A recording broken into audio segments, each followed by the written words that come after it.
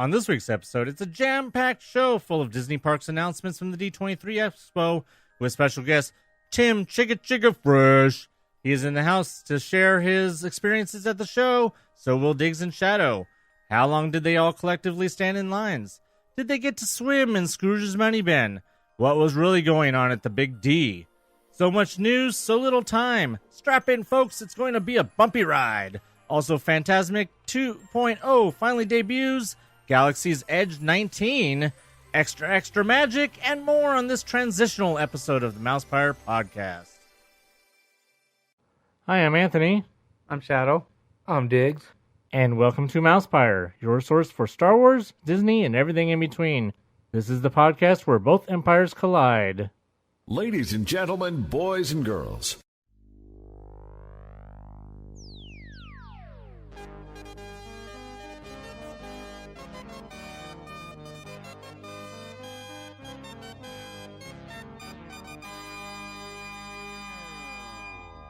The apprentice lives.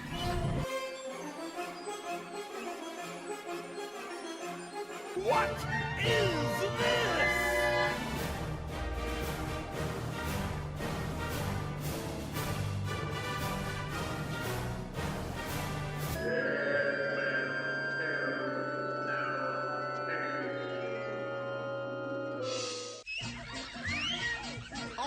It's showtime! All together in the tiki room. All the birds sing words and the flowers croon. In the tiki room. Made you look. Hey now. Hey, what's up, people? Hi. Hey, Anthony, guess what? Happy birthday!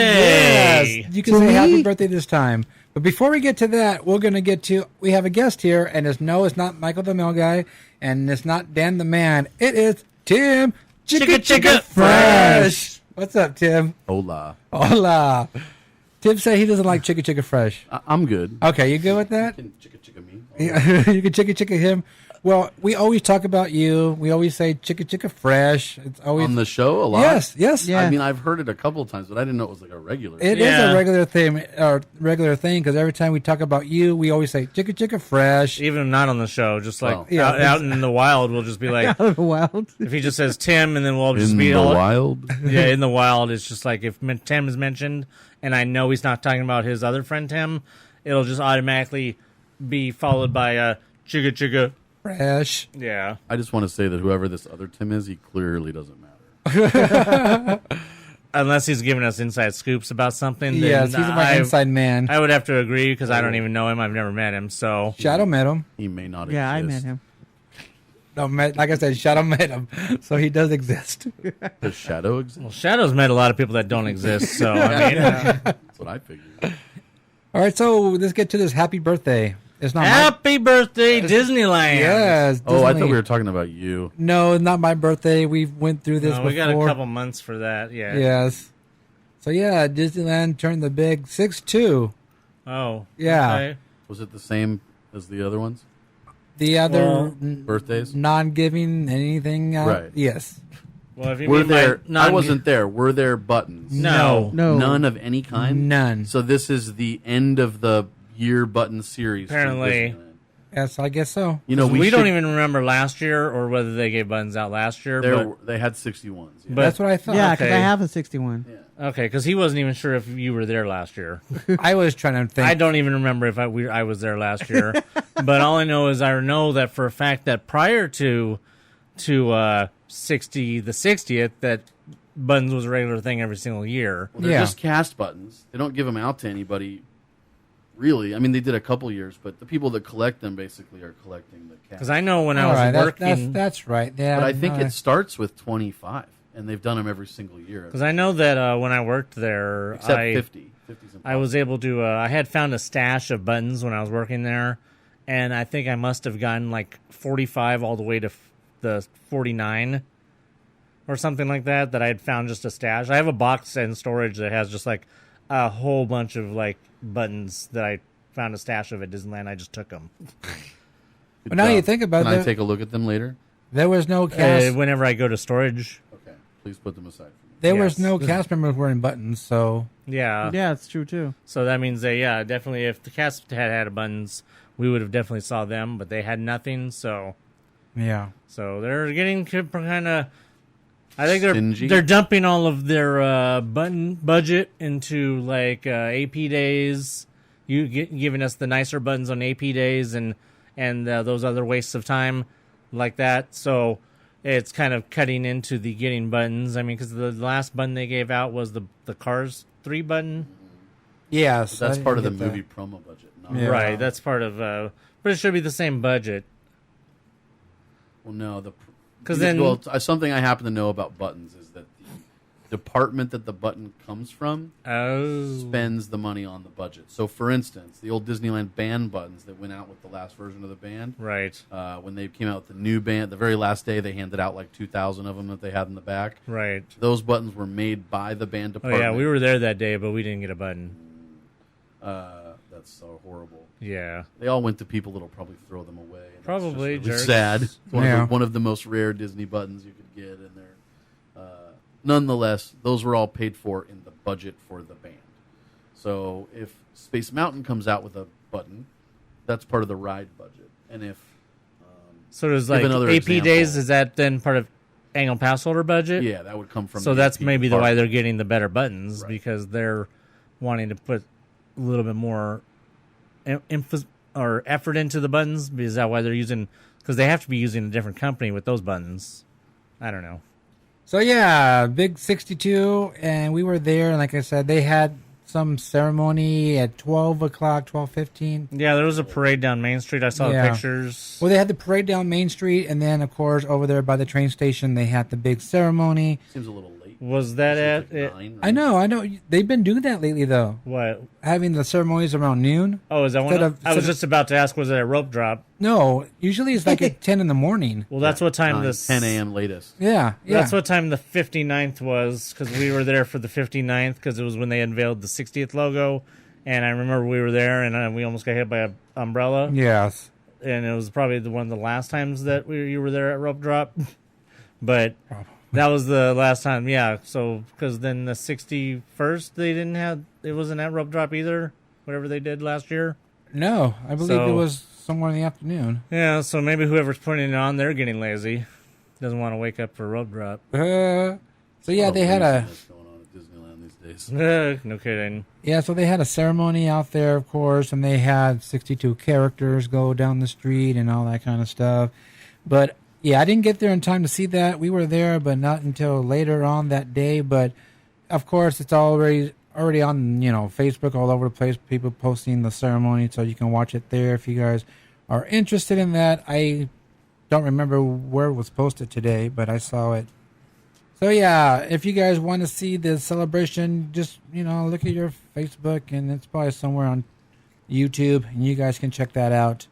Or you can look up last year's. It'll do the Or same even better, thing. you can go back and look at the 60th. Or you could, the 60th might have been a little Or better, the but you can look 50th. up the 53rd or the 47th. It's pretty much the same thing every year. Just minus 5 characters. Yes, exactly. Just happy birthday. Let's all sing. Blah blah blah blah. So Happy. yeah. The only good thing about in my opinion, about the birthdays is that they play Walt's opening day speech. And you get to hear Uncle Walt talk to the crowd like on a good sound system and inside Disneyland. That's special. But other than that, it's the same thing every time. Right. Yeah.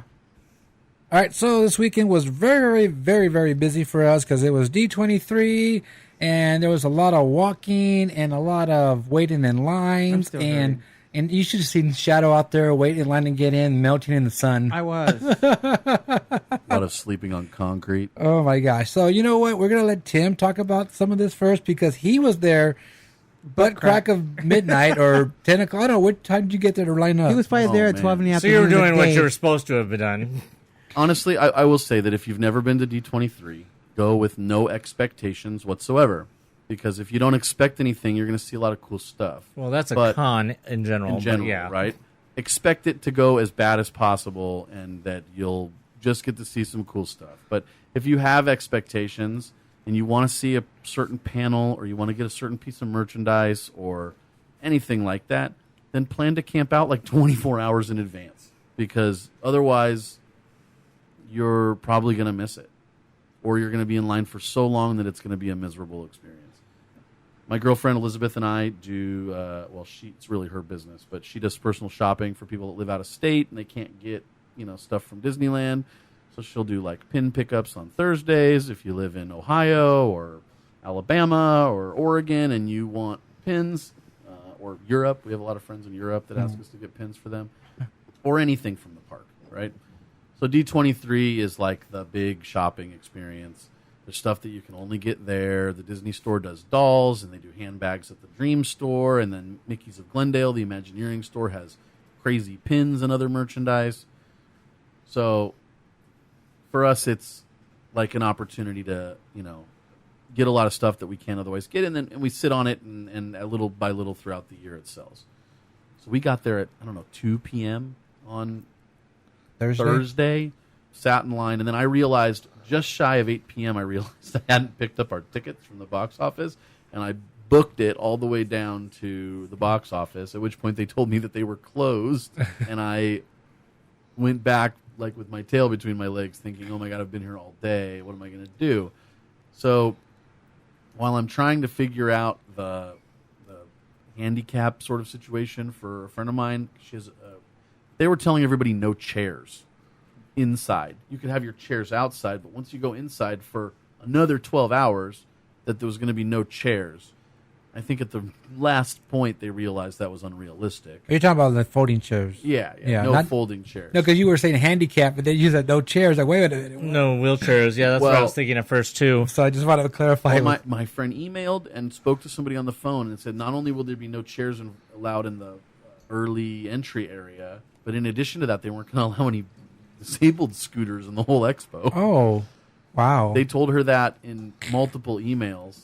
And then she was upset because obviously everybody had scooters. They weren't going to actually turn away people with scooters. Nonetheless, we ended up having to go home, and we were lucky that we've done a lot of these events that Disney's done, and we happen to know or at least have a face-to-face rapport with one of the top guys. I found him. He's one of the top guys at D23. I'm not going to say his name, but he recognized me. I know who he is. We exchanged pleasantries. I let him know that I'd screwed up, and then I showed him proof that I had tickets, and he said, I can't let you in. And I said, well, what can I do? Because we've been here since 2, and our friends are going to be in all night. He said, if you come find me in the morning, I'll still be here at 7:30. Come find me in the morning. I'll let you slide back in line with them. But that's only because they're waiting, and I know you would have otherwise been waiting. So we tried to hang out at the hotel lobby for a little bit and ended up just going home. We didn't even really sleep. We just sat up watching TV because we knew we had to leave at 6 in the morning to go back over there. But yeah, we were trying to line up for merchandise, and I will say that compared to last year, they'd fixed a lot of the problems, especially with the Disney store specifically. Disney stores where a lot of the more expensive stuff comes out. It's where the lines are just traditionally the longest. They come out with these exclusive dolls of like 523 or 723 or 1,023 pieces, and they're like $150, and then within a day they're $1,000 on eBay, and then they drop to like about 500 on. The Disney store is what I famously have told the story many times, that in 2013 I waited in line for 2.5 hours for the Disney store, and then there was nothing that I wanted in there because you can't see inside. Right. And then I waited in line 2.5 hours, and I believe that permanently messed up my left knee forever. Because after that, my knee has never been the same after that. And, I didn't buy anything. Right. And then, fortunately, in 2015, I got into the Disney store, and it wasn't quite as bad. I think I waited in line for like an hour, and it wasn't as bad. And I actually did buy something that time, so... backtrack. In 2015, we did the overnight waiting thing, and then at some point, somebody came in and said, we'd like all of you in this line here to come out and be part of our on-TV thing with John Lasseter.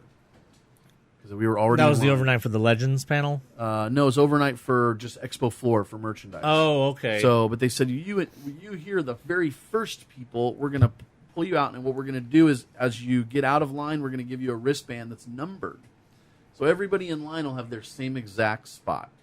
So and we were thinking, we're just going to be sitting here. Better to go out, We get some free coffee. We're all going to line up. We get to be on TV, and we're guaranteed our spot in line. It's a numbered place. So we all went out and did that, and then somehow afterwards we were behind large groups of other people. We ended up waiting in line for 3 hours. And once we got there, a lot of us were upset. People were yelling. There was some potential altercations in the line. There's people that were not part of our group were suddenly ahead of us, and not sorcerers either, just regular people with no wristband at all. And it was bad. It was bad because the people that line you up in the morning, the staff that does the early entry, they don't communicate with the Disney Store staff. So when they hand the group off to the expo floor, so to speak, and when you get in line with the Disney Store and you're saying, hey, everybody's got these wristbands, these are the ones that say you waited all night, and then there's people with no bands that are suddenly in front of you, the Disney Store people say, hey, I don't know. That's not, I wasn't told anything like that. Anyway, I could ramble on. But, some of the issues were fixed this year. It wasn't quite as bad. I'm sure if you weren't waiting all night, that you didn't get what you wanted, and you were. Well, I did hear that there was still debacles and stuff with lines, overnight lines, where at some point security broke down and lines just started merging together, and people that were towards the front ended up in the back because of so much cutting and stuff. But you know what? That seems to be a problem at every major con. There's stories at Celebration Europe last year. There's stories at Celebration Orlando this year. Comic-Con is probably one of the only places that doesn't necessarily have that problem, but that's because they have the big, long, snaking line outside. But it's just an issue. I mean, they don't hire enough line managers to be able to keep track of and there's too many shady people that want to pull that kind of crap that mess it up for everybody. Right. Well, we asked them, what are you going to do with the line? How is it going to work? I said, for instance, we have somebody in our party that's disabled. She has braces on her legs. And last time, 2 years ago, she was trampled. She knocked on the ground, was bleeding and stuff. And, she's there. They didn't have a disabled line? No. Oh, okay. Everybody goes through the same queue. Oh, see, that's weird because, like Star Wars Celebration, they actually have a specified disabled line usually. At Star Wars, yeah, they do. I remember that there as well. So it's very odd that they don't. Well, we Shadow and I got there at I believe it was 10 o'clock in the morning, because I know how it was. They open at 8 and you have these long lines and blah blah blah blah. So I said, you know what, I'm not gonna. Well, we're not gonna wake up that early to get to this place. 10:30 around there is when we got in line, and we found the line. The line's doing all this crazy turnbacks and all that stuff, and then at one point, they said they stopped the line, and they were going to let the rest of the line go, just like you go on an attraction, and then this line's going to join that line, so it ends, part of this turnback. Then we actually head over. Our line goes all the way down to the box office, to Catella, and at one point, I was like, well, like I said, shadows over there melting, and we do the line, and then one of the D23 persons comes up and says, make sure you have your tickets out. The line's about to move quicker now. And then the lady in front of me is like, well, how are they going to move this line quicker? Because it was still a long line. It was still, even though they cut it earlier, it was still a lot of people. And I said, the only way that this line's going to move quicker is that they got rid of the security. Because security, you know what? When we walked up there, security looked awesome. You had 23 metal detectors there. And you know what? You figure, hey, it's going to move the line quickly. Well, it probably would have if they had all 23 working. No, they had 5. 5 metal detectors working with the security staff there. It makes you wonder if they ever had every single one of them open at any time. Yeah, I agree. Even on Saturday, I wonder if they even ever had all of them operating. It's like they planned ahead, we're going to have all these metal detectors, but then they didn't hire enough security. Yeah, not enough staff. So that's what I said to the lady. Like I said, we're over there on Catella, so I don't know what security's doing. But yeah, by the time we get back over to the entrance, they are no longer going through security, and they're moving everybody into the convention center and going through the security that's inside there. Now, you say security. Do you mean the Metal detectors. illusion of security? Yes, of course. I mean... Oh, so they had you going through the metal detectors inside. That was specifically for the overnight people. Right. Well, no, those were everybody entered that way. Yeah, everybody went through that. So you went through Everyone- security twice? No, the overnight went through the same ones. And then they So let us go downstairs. overnight went through security twice? If you had to leave, if you had to leave for any reason, you went back. Because I know through overnight had a set of metal detectors that was set up inside. No, I that think once you got what you're inside, misunderstanding is if you're outside sleeping overnight or whatever, you're in this certain line, and then you go through those detectors. But at 10 p.m., you would go through the metal detectors and then go inside to wait in Hall E. Underneath. No, because I saw that there was metal detectors inside the building. Yeah, they for were the overnight people. there for everyone. So you had metal detectors outside and inside? There were none outside. No, you had the ones outside, right there where the. Oh, I know. I saw them. I know where they were. That's what I'm asking is, so you had the ones outside that you went through, and then you went through the ones inside? I missed the ones outside. Where were Well, they? you couldn't have missed them.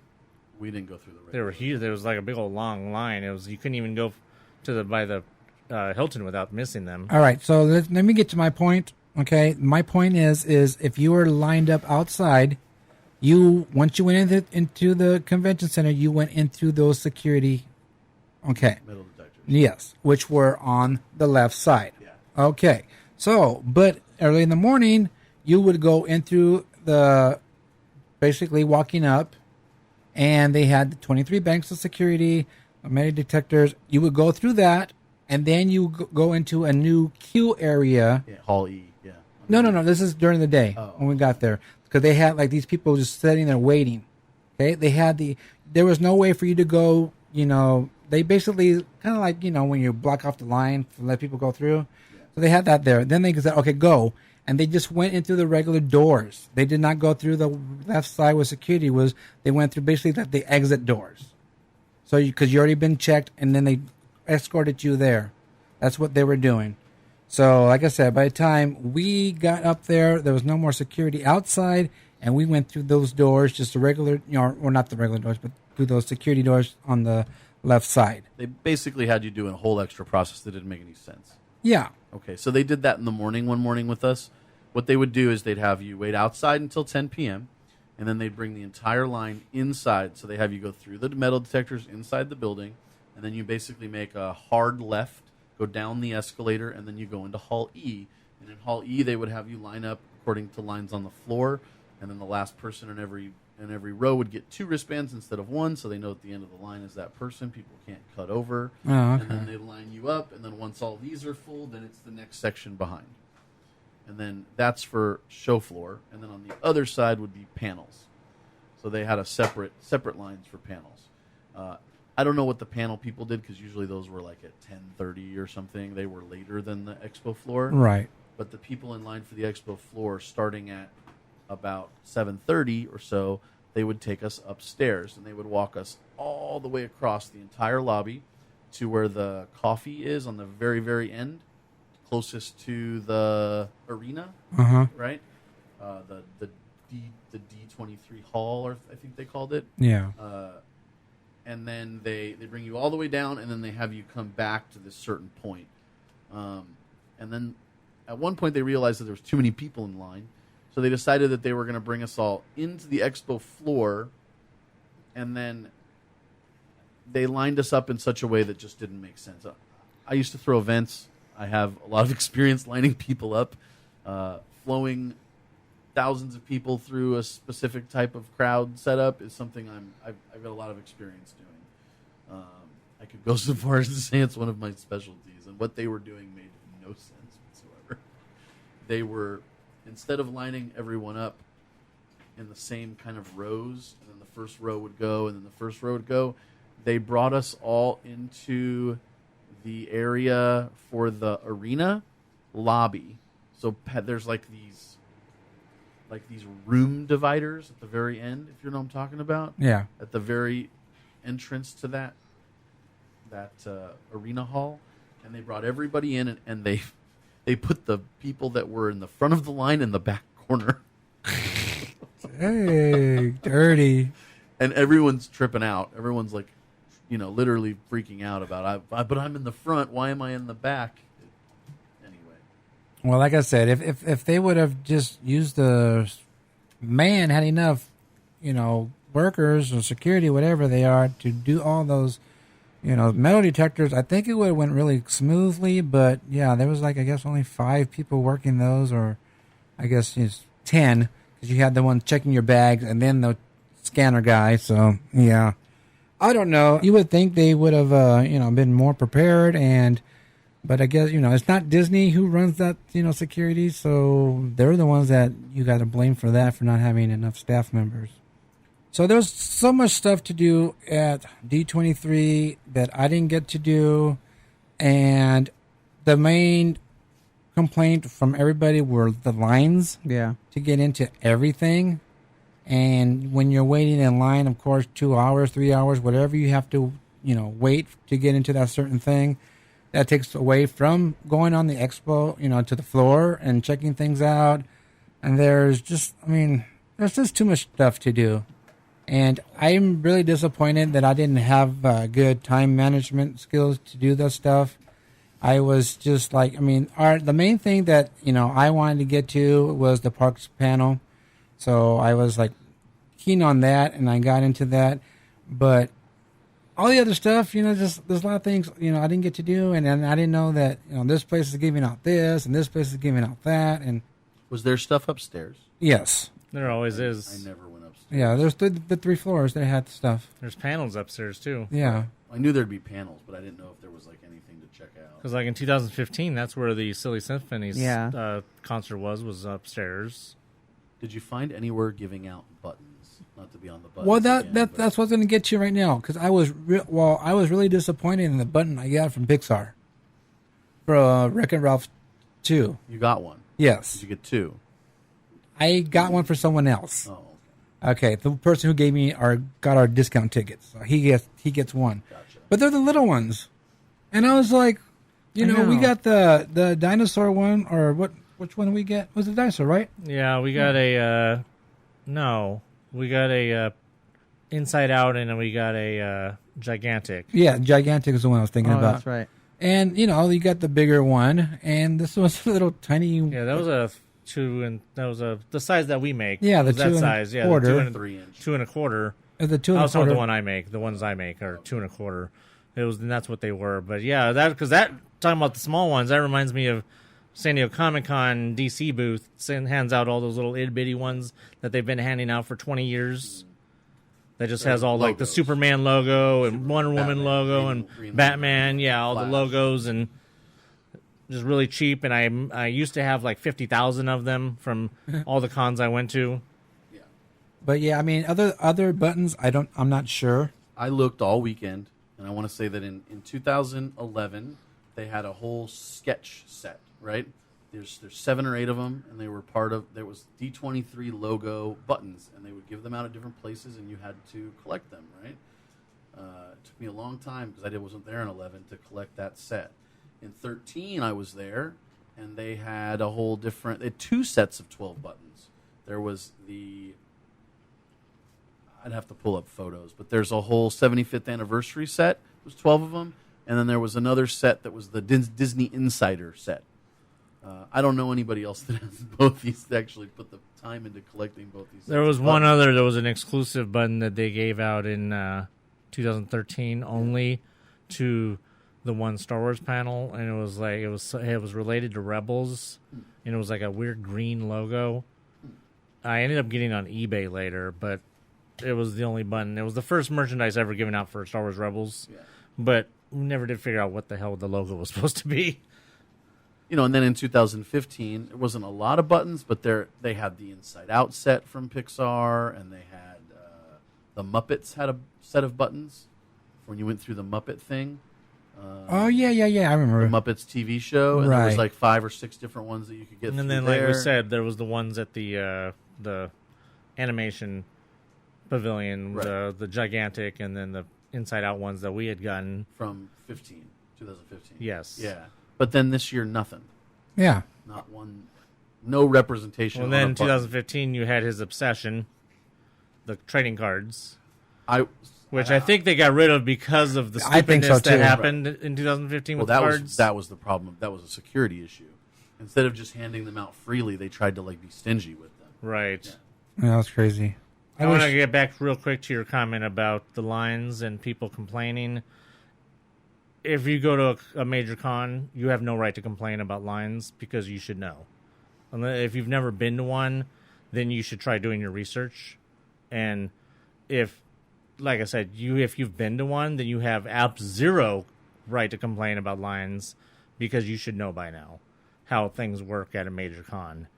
And otherwise, you're just stupid. Do you guys know if the numbers I've gotten from D23 are 65,000?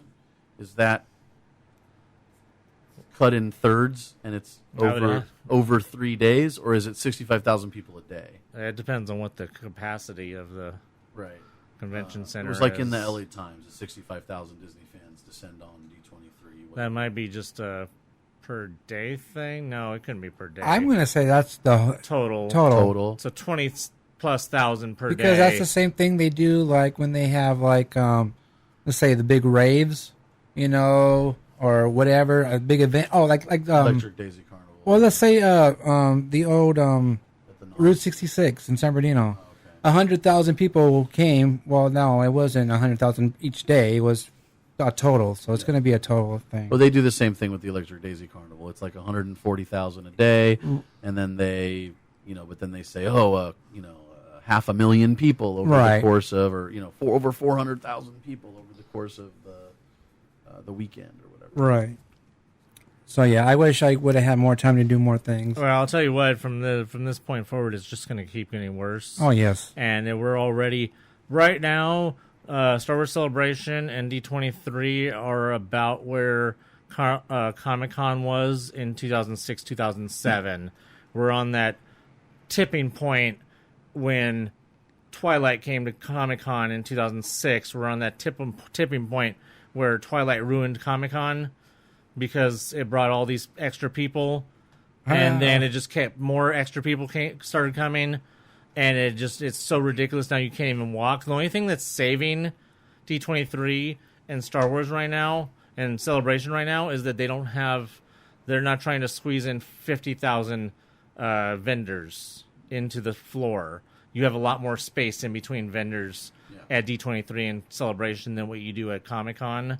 So, but if they start increasing the amount of vendors, or if the people increases and it starts hitting Comic-Con levels, 2019, I don't even know if I want to go to Celebration or D23, because by that point you have the anticipation for whatever Phase 4 of Marvel. And I don't think we get a Celebration. And I think it's 21. We should get a Celebration here in 2019. Goes to England. No, it would. Well, it depends, because they're skipping next year. But if we get a Celebration here and at D23 in 2019, all the anticipation of Star Wars Land, the Episode 9, whatever, looking forward to the 2020s of Marvel. By that time, they should be ready to announce even more details on Marvel Land. I mean, because they tease Marvel Land real quick. We'll talk about that later. But obviously, by then they should have more details. But by then, it's going to keep getting worse and worse.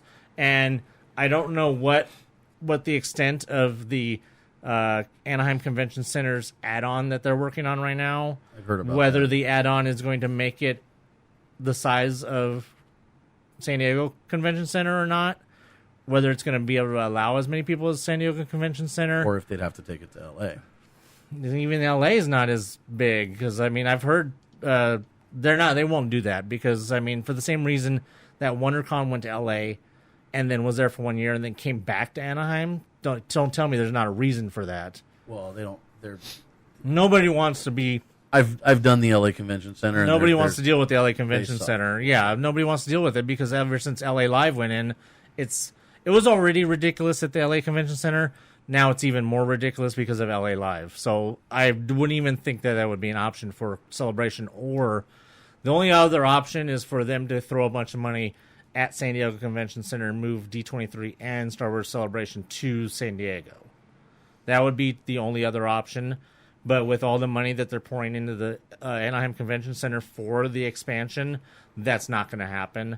They're just going to depend on that expansion to take some of the relief off But the relief is only going to go so far if it keeps growing and growing and growing like San Diego has in the last 10 years. That's the same problem we're having with the park, though. Exactly. Now, real quick, I want Parks. to talk about the expansion because while we were in line to get in, they have the walls up, right?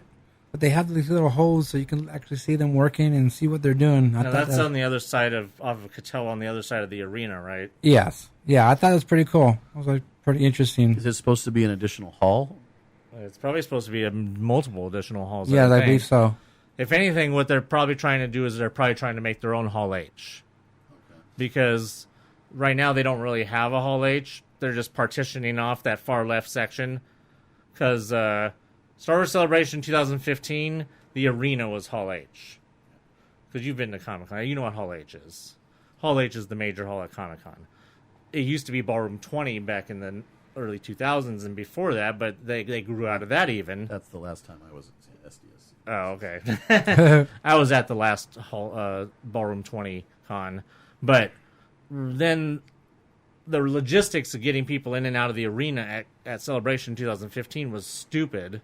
So then at D23, a few months later, they didn't even use the arena. No, they didn't use it at all. They didn't use it, period. And then they created the expo hall there where they just partitioned off whatever hall that is, Hall D or whatever, Hall A or whatever it is, all over there to the left. What used to be the above ground line during Celebration, that was the queue to get in.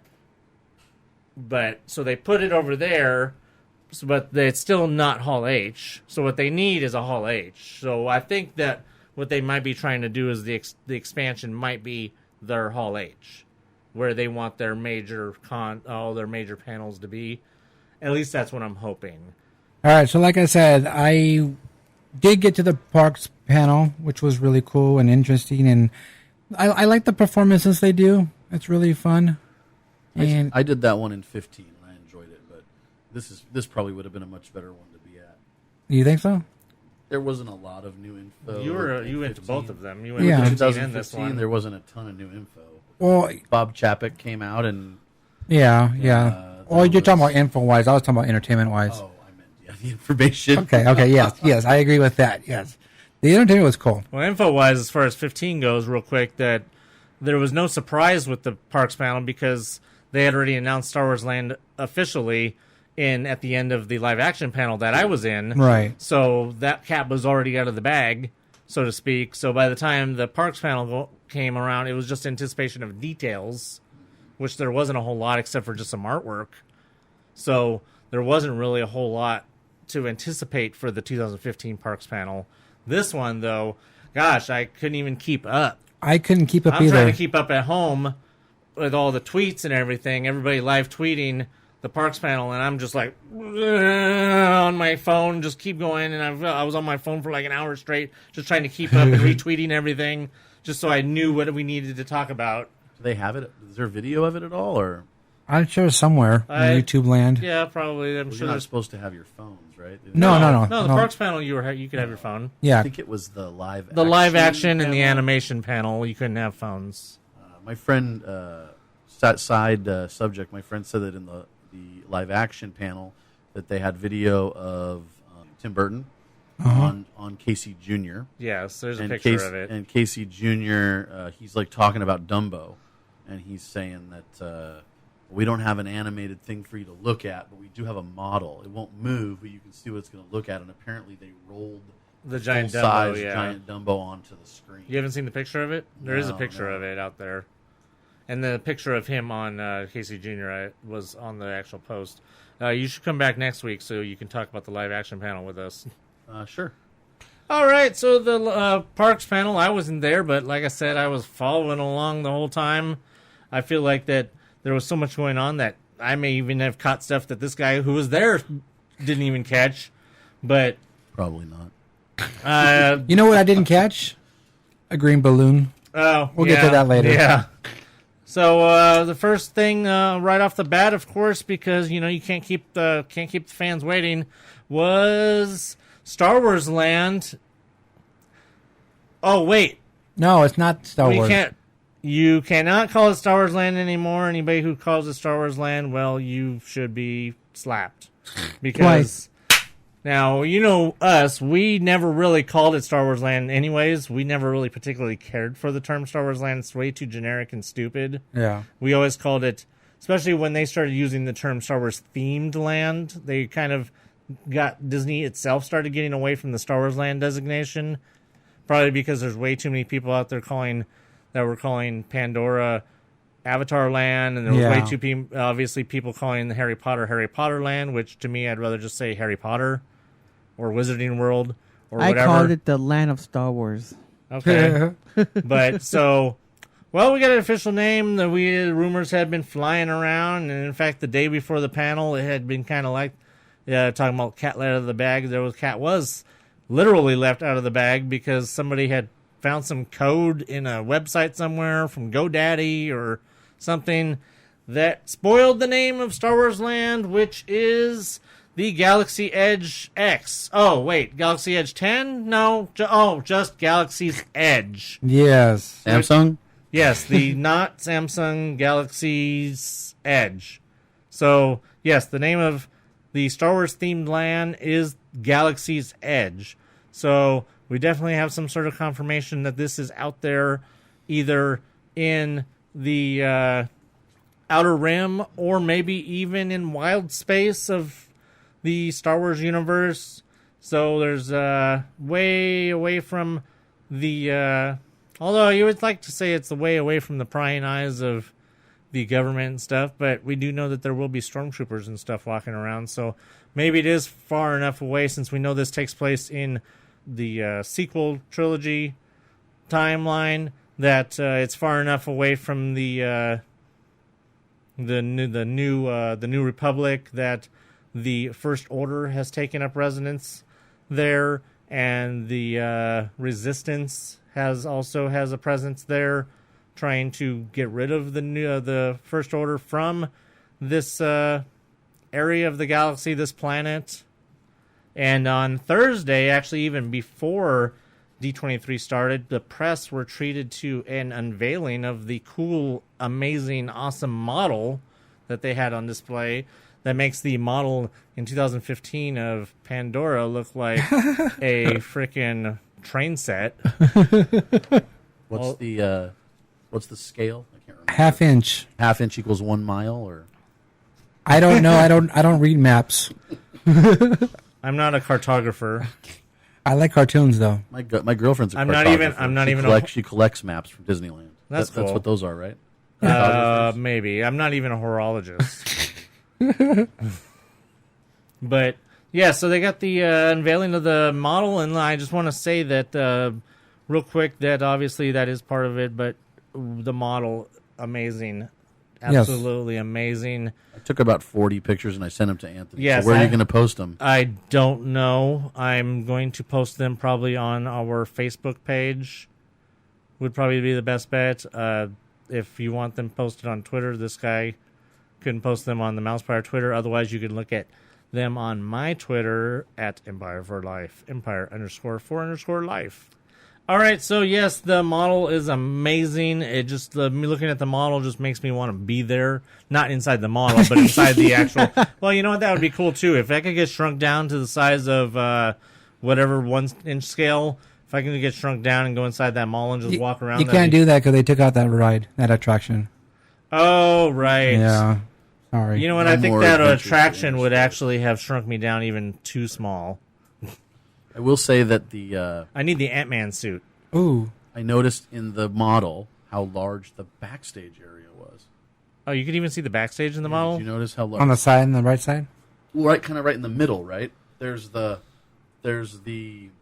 left, when you're looking at it, what you see on the left, and then which is the enter through Hungry Bear side. Mm-hmm. And then there's the 2 entrances that are Off the trail. right. There's off the trail, and those are on what you look at on the model as your far right side.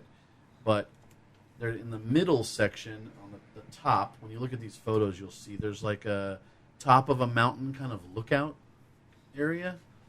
We were talking, my friend and I were talking if they're going to have like stormtroopers maybe up there or something, but unlikely because it looks like it's kind of a high up scale. And right below that, They might have some audio animatronics up there. perhaps. Right below that is a backstage And area, ducks. and there's the only way to get to the backstage area is through large doors, a la the back of Toontown, Okay, yeah. right? Or next to Small World, the parade doors. It's the only way in or out of that area. There's no other like side entrance or exit, so to speak. At least as far as you can tell on the model. I mean, I spent about an hour looking at it, so I don't. Okay, well, then we'll take your word for it. You know what I want to say about the model real quick is that backdrop. I just want to know if any part of that backdrop is going to be incorporated a la, say, like Cars Land or like you said, Toontown, where if we're going to get any kind of that backdrop that was on the model, like, built. I don't think it'll be necessary because the scale of how tall it'll be compared to Right. where you're at, you Well, especially you got those mountains and stuff in the Right. back, yeah. looking up, it'll look like massive. Right. It'll be like the size of the structure. But it would be cool if they did do some like Cars Land type thing where they have some of that a backdrop where you see some of the extra moon or something, or I'm on board. yeah, that would be cool. But yes, getting over to back to the parks panel and talking about some of the revelations there, we got word that an old friend will be spinning some tunes over there in the cantina. Chicka Fresh. What? Michael Disney? Michael Disney versus Chicka Fresh. I'm not a DJ. Well, we know who would win then. Obviously you. Dirty. Clearly. Dirty. Now, you know who would win? Captain Rex. I like that guy. Because Captain Rex, formerly of the pilot of the Star Speeder in Star Tours, will be Chicka freshing over there at the cantina. He's going to be the DJ. He's going to be the DJ in the cantina. That explains why in the Star Wars, the Galaxy, the story Galaxy of Stories display on the floor where the model was, there was a display of Captain Rex there, and that would explain that. That was a reveal that he will be over there in the cantina spinning some tunes. So that's kind of cool to bring him back and see him. Let's hoping for Mr. Rubens to record some new dialogue and stuff for that, and that they don't just get somebody to replace him as the voice. Especially after they did bring him back for that episode of Rebels to be the voice of Captain Rex. Oh, cool. And then another person that was revealed that will be moseying around Galaxy's Edge is a certain baddie from... he's not a baddie. He's a baddie, but he's a baddie. Hondo from Star Wars Clone Wars and later on Star Wars Rebels will be moseying around also, doing who knows what, causing trouble, probably trying to swindle you out of some credits or something. Yeah. Yeah, they didn't really... Did they go into detail what he was going to be doing, or did they just mention... They showed that concept art of him talking to Chewie. No, they were just talking about basically, and you may also see, and then the picture comes up and stuff like that. So Of they course, they weren't saying what he's going to do. Let's hoping that if they have any kind of... I don't know if that's going to be... if that's a character walking around, I don't know how they would have him talk, because, of course, Hondo is voiced by the great Jim Cummings. And, Probably do it the same way that they do the like the Groot? other characters now with Groot or Kylo Ren or Right. Boba Fett. It's all glove-controlled audio responses that are preset. Right. I just learned that the other day. Of course, I have a couple of friends that are in. They work in Stormtroopers and Boba Fett's and Spider-Man and stuff like that. So they're all pre-programmed. Well, not Spider-Man; he just talks. But there's pre-programmed things that they're allowed to say, and it's, from what I understand, it's you press the glove has like a finger press on the inside, and if they do this or whatever, That's cool. Yeah. So then, of course, also, like I mentioned, the concept art showed Chewie talking to Hondo. So obviously, Chewie will be walking around. And speaking of Kylo, I don't know. Well, hopefully hopefully it won't be Big Head Kylo, but there will be a Kylo Ren walking around, and purportedly he will be looking for someone or something. We don't know what, but that's what they said. Told us at the model. I spent about an hour there and chatting with the guys with the microphones and such, and they said that the area is going to be the most immersive thing that they've ever done. Everyone will have the ability to earn like a rank, and the different attractions will have something to do with. Let's see if I get this right. They're going to like try to recruit people to do certain special missions within the attractions, and I asked if that meant that there'll be roaming characters, and he said yes, absolutely. And I said even at Walt Disney World where there are no roaming characters, and they said yes. So we'll see. I guess that's all we can do. You know, I'm hoping that with the mention of Kylo Ren that he's looking for someone or something. I don't know what the exact context was. Do you remember what the context was? Is that they had said Kylo Ren was looking for someone or something? Something like antidepressants? Well, that was the quote I saw, was that he was looking for someone or something. Was there any other context to that no. it wasn't in the quotes? No, that's just what they said. Yeah, I think everything they say is just to draw your interest. Right. What I'm guessing is that most all of your face characters, all your characters that are going to be roaming around and part of the story, the overall immersive story, they'll all have some sort of specific purpose in the immersive story, because it was revealed on Thursday during the pro press thing that there will be some sort of credit system that each person who wants to participate in the immersive experience will be issued some sort of credits. Now I don't know if that's going to be some sort of like magic band. Yes, Tim. I was told by a specific friend that remember the Frontierland game that they did a while back? I've heard that was the tester for Star Wars Land. Okay, I've heard rumors that the whole Frontierland and the Adventureland one before that were kind of what they were kind of like a super small scale of what they were going to do. The tester, yeah. Now, if everybody's going to be getting some sort of credit system that's going to have to be tracked, wouldn't that require some sort of band that's magic? Yeah. Or even just a card that has our identity. Or just a card or something, because it'll have to be something that they'll have to be able to, once something happens, like say, for example, they use the example that I've mentioned it before. They talked about if you bring back the Falcon and you bang up the Falcon on the Millennium Falcon ride, that you might have people come up to you and wanting to get money from you. Like, say you might have a bounty hunter that comes up to you and he's very pissed off that you wrecked the Falcon, and he might try to extort some money from you. They have to have a way where they could take that money away from you, from your credits. They specifically said that, sorry to interrupt, but they specifically said that the guy that runs basically that owns the Falcon and several other ships, and they're sending people on these missions to be smugglers.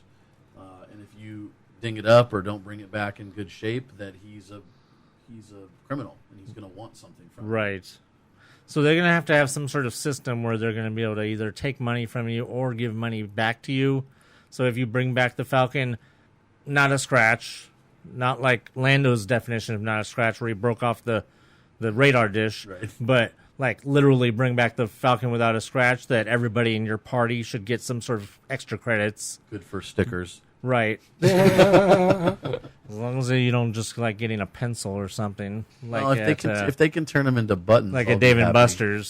Diggs and I will both be happy if they can just turn them into buttons. Right. Yeah. That would be great. Well, I mean, whatever happened to the Cars Land buttons? They just stopped that series, right? Yeah. Yep. So there's definitely going to be a whole lot of interaction and stuff. And then, of course, we talked about, I don't know, did they talk about the stunts and the fighting on the streets thing and all, or was that just... Yes, they did. They did. Okay, because I didn't see anything about whether they expanded more on that past what we had already heard previously. No, they said you would be involved in your surroundings with something going on here or there, and you'll just a basic immersive experience. So yeah, they did talk about fighting in the streets and stuff like that. And we're like, ooh, fighting in the streets of London. Yes, that's something I'm really looking forward to. Because they give the idea that you could just be walking down the street in Star Wars Land, and all of a sudden a fist fight will break out to your left, or all of a sudden a shooting match might start between a guy over here on a balcony and somebody on the top of a building over here, or something. Kind of like what Knox Berry Farm's doing right now. Right, but better. Oh yeah, but the point is like we were over there not watching the thing going on and but then there's like two characters, one's the bad guy, one's the little wimp guy, and they're just like, you, da, da, da, da. He's like, no, no, no. You know, they're just all of a sudden just started doing this dialogue. So that's. And it's all really an expansion of the original, the train, what they used to do on the train at Knott's. Oh, yeah. The train robbery at Knott's.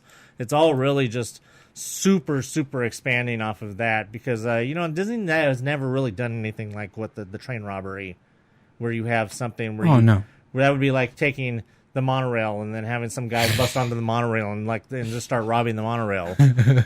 Disney has never really done anything like that where you have stuff taking place not in a controlled environment. And to me, having a train with a bunch of passengers, a bunch of guests on it, is not necessarily a controlled environment because that's where the guests are. It's not like Universal when they used to have the Wild Wild West show where it's a controlled environment, or like Waterworld's a controlled environment. It's all going on around you. And I think that is, you could say that the train robbery at Knott's is like almost the grandfather of all of this stuff that we're getting now at Knott's, and then what we're going to get at Star Wars. So I'm really looking forward to a lot of that interaction and the stuff going on around you. It's just, you can walk through Star Wars Galaxy's Edge, and you can almost go every time you go in there. You'll never have the same experience every time, presumably. Yeah, and then you're gonna probably spend a lot of time in there too, just to see all the different stuff going on. Well, I feel like I could go in there and never leave. Yeah, I believe I because agree. it's large enough. I mean, you figure it's the size of Cars and Bugs Land put together. Yeah. So you have that huge space.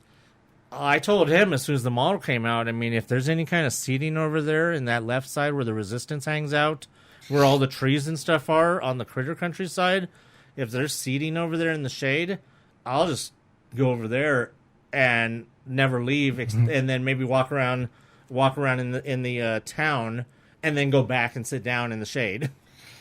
So, I mean, that's what I feel like I could do. One of the things that was specific and not very specific was the fact that they did specify, it's like the big debate was, well, which one's going to open first, ours or Florida? Now, we already know that Disneyland is 6 months ahead of Florida in we know that Disneyland is 6 months ahead of Florida on construction, so it doesn't come as a big surprise that we're going to get ours first. But it's we're going to get ours in the first half of 2019. Now, that's not a stretch. Oh, no, the first half. Well, so then January to June. Yeah. Well, that's not much of a stretch because everybody was kind of like, okay, most likely Memorial Day. I say that there's a possibility. I think that there's a possibility that if anything, they go for Star Wars Day, May the 5th or May the 4th. Very good idea. That more than May the 4th weekend. But then at the same time, I'm of the mind. But then at the same time, Disneyland doesn't like doing the same thing as Universal, even if it is the smart thing. Hence why they haven't improved security like Universal has. But Disney would be very, very super smart to open Star Wars in April, like Universal did with Harry Potter. True. So that way you have that big buffer space before summer to work out any kinks without as many people there. Not just kinks, but also the difference of, I mean, they're going to try to milk the AP parties or the, maybe not AP parties, but private ticketed events. Right. They might have those for a month. Well, even we've talked about before how they did the AP party, the week long of AP parties for Avatar, for Pandora. But the other thing, too, is that Star Wars Celebration is generally in April. So if you have if Star Wars Celebration does truly come back to Anaheim in 2019, wouldn't better to open Star Wars than the same weekend as Star Wars Celebration. They could do 3 or 4 hour party blocks, sell all those to the Star Wars Celebration people. Oh, hell yeah. And then just, those ones that weekend. Well, you could even just have special You could even just have special parties that just automatically come with your Star Wars Celebration admission, or you could even have just have it usually you get your Jedi Knight, Jedi Master packages. You could have like another package that includes extra or a magic hour or extra magic hour or something for Celebration attendees for Galaxy's Edge or something like that. There's different things that they do. I just think personally that opening at around April, around spring break time, would be the most efficient way to do it, because then you have that big space where you don't have it's not just being dumped at summer, and then all of a sudden it goes from nothing to and everybody's there. Well, you have all that space of the spring to let people just kind of come, and then that early May after spring break, prior to Memorial Day, kind of dead. It's not dead, but right. Then you get right, then Diggs? Right. right. Yes. What are you doing? Research. He's always researching when other people are talking. Okay. And the other thing is too is that you run into the issue. This never really happens with Disney, but you run into the thing too where Universal was expecting Harry Potter Wizarding World to be super crazy, so they had like the fast pass machines set up outside of Harry Potter where you got a fast pass and it got you a certain time to get into the land. Yeah. Well, they did that in Florida. They never ever used it. But they did. The reason why they set that up there, I think, is because they did that in Florida. Right. And they needed to use it. Right. And they weren't prepared for it. They were just handing out paper ticket returns. But other than the first 2 days of Harry Potter, it never got busy enough to need them until Christmas came. And then by then they had already taken them out. I think that they... So otherwise they just sat there with the covers over them for like 9 months. All right, moving on. I think anybody else have any other comments about the Galaxy Edge 10? I mean, as long as you can see over the edge, that's like the whole point, right? Right. Yeah. Yeah, because the flat earthers. What I'd like the people listening to think about: do you think anyone at Disney even considered that there was already a major consumer product called Galaxy's Edge or Galaxy Edge? I don't. Obviously not. It's just really, really confusing that either there was no communication or nobody in that office owns a Galaxy Edge, or even owns an Android phone. Maybe they're all just like they're all iPhoners in there, which is as it should be. But all right, so moving over to DCA, just swing through a couple things real fast. We got a little at the end of the parks panel, kind of jumping around because they jumped around. I don't know why they didn't. They talked about Star Wars, then they talked about a bunch of Florida stuff, and then they jumped back to Disneyland. So, Marvel Land. That thing. We got a confirmation-ish that there will be a Marvel Land. The hatch in the ground. Yes. Yeah, they showed the hatch. If that's going to be the entrance, then there's going to be a lot of us that can't get in there. I know me and Bubba, we're going to have problems getting in there. Bubba Alvarez isn't fitting at all. Yeah, I mean, neither of us are getting in there, so I mean, we'll just have to live vicariously through you guys. But Marvel Land, we got a kind of confirmation that there will be a Marvel Land, but just nothing. That's about it. It was a tease. It was even more of a tease than we got. Even less information about that than what we got about Star Wars back in 2015, because at least you got concept art and stuff. So right now we're at the they're going to do it. It's going to happen mode. That's all you know. Yeah. So we're looking at 2020s sometime probably for Star Wars or for Marvel Land. So we got a tease of it. D23 2019. That's when you could probably expect to get some concept art and hopefully a definitive idea of whether it's going to go backstage, whether it's going to take over Hollywood backstage, or whether it's going to take over Bugs Land. Whichever one of those three things it ends up doing, we should get some sort of definitive thing by 2019. But for now, all we got was a tease and a confirmation that it will happen at some point. Now, another thing that we've been hearing rumors about, and we're just wondering how it's going to work, and that is Paint the Night. Why can't we do this again? Well, The parade swap. Yes, apparently we're going to do this again in... when's that supposed to be coming? November? December? No? Did they say when? Or did they just say it was happening? It's said 2018. Okay, so sometime in 2018, probably either spring or Memorial Day weekend, we will be getting Paint the Night in DCA, which that makes me happy, first of all, because that means that most likely we're not getting Paint the Night for Christmas, which was something we were speculating might happen, which means that we're getting the Garland back on Main Street. Yes, yes, yes, yes, yes! Garland! Boom! Yes. And One of those Alderon fist bumps. yes, Tim and I fist bumped in celebration of the Garland returning. in celebration of the Garland and Main Street returning to its former glory. But this produces a whole new set of problems, because this means that either they're going to have to, and this is Paint the Night with an additional float.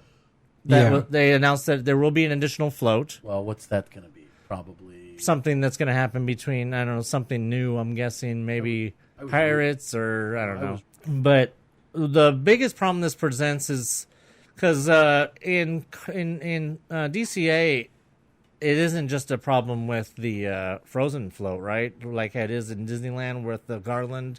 Oh, that was the thought, is that the Frozen float isn't going to fit in DCA Is it only the Frozen float that would hit the pseudo trolley rails? No, I mean, those work. Those are functional. Right. So that's what I mean. Yeah, so they do function. Yeah.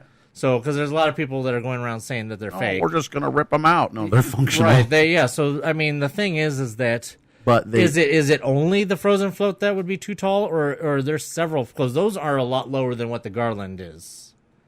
The only reason we couldn't have Mac's pretty tall. Yeah, Mac's pretty tall. Yeah. The Mickey Doojigger, the psychedelic mind trip orb is pretty tall. Psychedelic mind trip. Pete is pretty. No, you're talking about the dragon and MSCP. No, yeah, that one would be too, but yeah. But there are several that are pretty high up there. But I mean, I don't really have anything to go off of as far as knowing whether the Garland going across Main Street is higher or at the same as what the trolley rails are.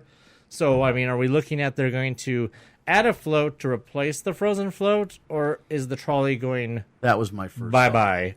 My first thought was you're going to add a new float to replace Frozen because it's simply too tall for right. Right. Because obviously you had the problem when they put in the trolley rails, and you had the Pixar Play Parade. Not because of that, but they had the Pixar Play Parade. You told me the story about how they had floats that had specifically the one had the flames or something coming out of the top, which was an issue, and they had to fix that. So, I mean, are we looking at they're just going to take out the Frozen float? Is that what we're all thinking? And then they're just going to replace that with a whole new float to replace it? That was my thought. And hey, any less Frozen, in my opinion, is a good thing. Well, that's true, especially in DCA. Right. But I mean, because it's like there's people sitting in office that would have to be like Frozen or the trolley, Frozen or the trolley. Which one costs less? Right, exactly. Which would probably be the Frozen. So they can just store that.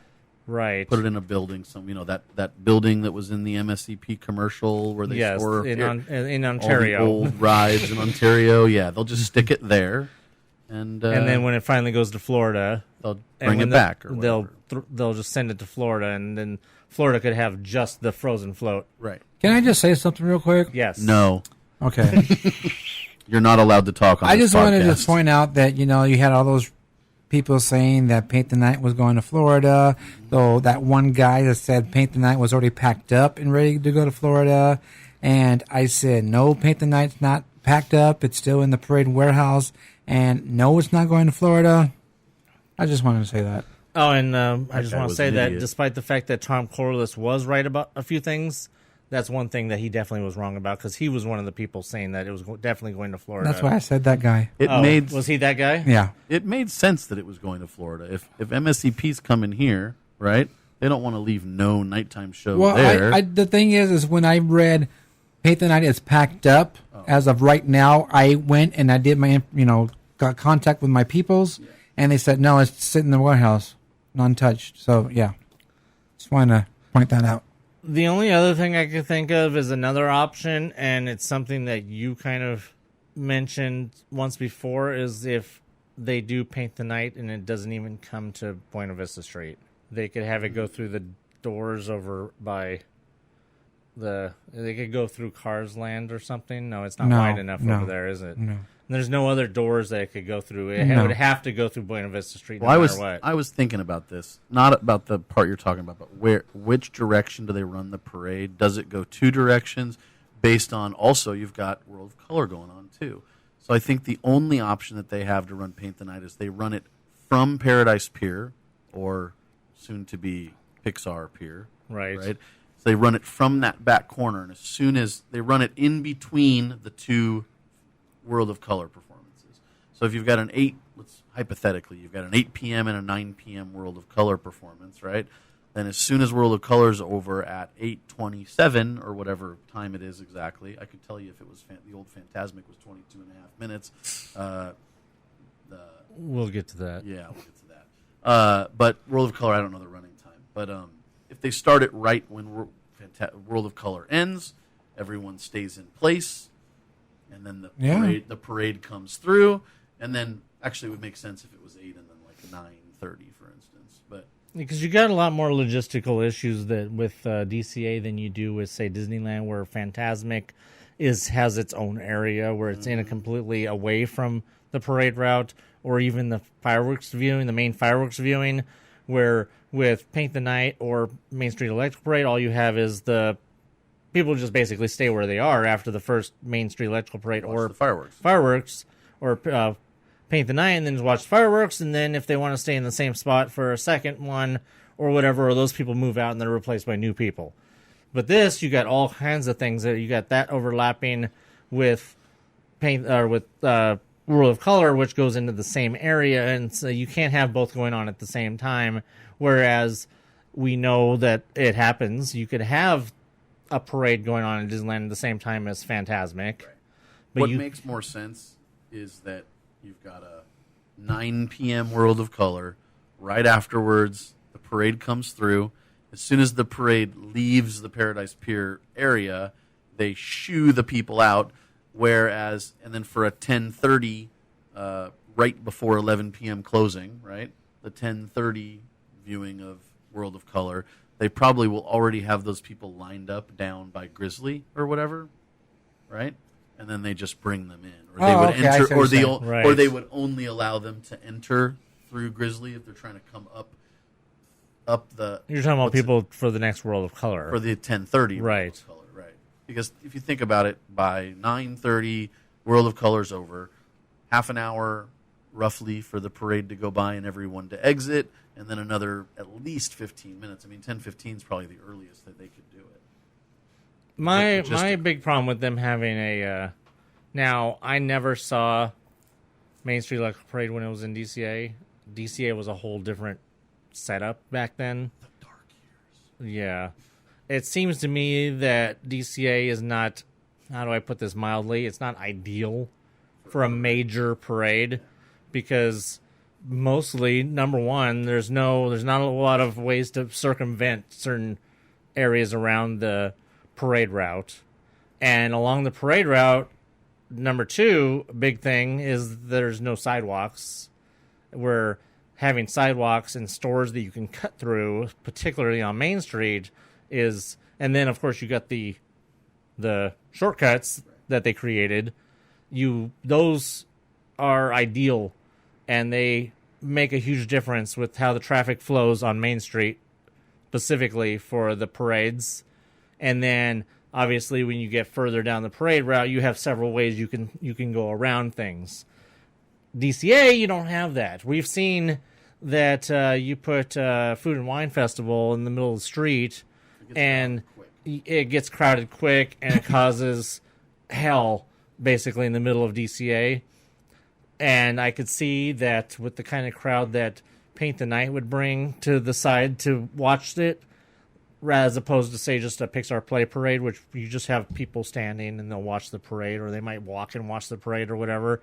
It's not the scale of Paint the Night, where you get that area over there across from Cars Land and along the mountain or by the winery and stuff like that. You get that area where there's absolutely no way that people By the Blue Sky Cellar. Right, by Blue Sky Cellar and all that area. You get that area over there where there's absolutely no way that people could stand along there Where I mean, if people start claiming those benches, and Nowhere for anybody else to go. there's nowhere for anybody else to go at all because there's no sidewalk, there's no off the sidewalk, there's nowhere for people to walk behind them. So there's absolutely no way. They'd have to mark the ground with tape for a 5-foot seating area with a 4-foot walkway behind it. I mean, it would literally have to be marked out before every show. Exactly, and it's just logistically, I just think that when Paint the Night does come to DCA, that's for once is going to be like, I don't want to be anywhere near DCA when Paint the Night is there because unless I'm near the entrance. Can we talk about the reason that they're bringing that parade there? I don't know, is it the same reason that they brought Main Street Electrical Parade to DCA? No, from my understanding, the reason that they're bringing Paint the Night over is the same reason that this very, very likely will be the last year that Halloween is at Disneyland, Halloween party. They're going to try to move as much stuff over to DCA prior to Star Wars Land opening so that when it does, there's just more room for people. And they're starting now. They're starting as early as possible. They're bringing stuff over. If Paint the Night works, I don't think they want a nighttime parade at Disneyland during Star Wars opening. I think they want to have as much free space everywhere as possible. Well, I agree with that. Again, it's another reason, I know we'll just touch on this later, another reason for them to preemptively try to ruin Fantasmic. Right.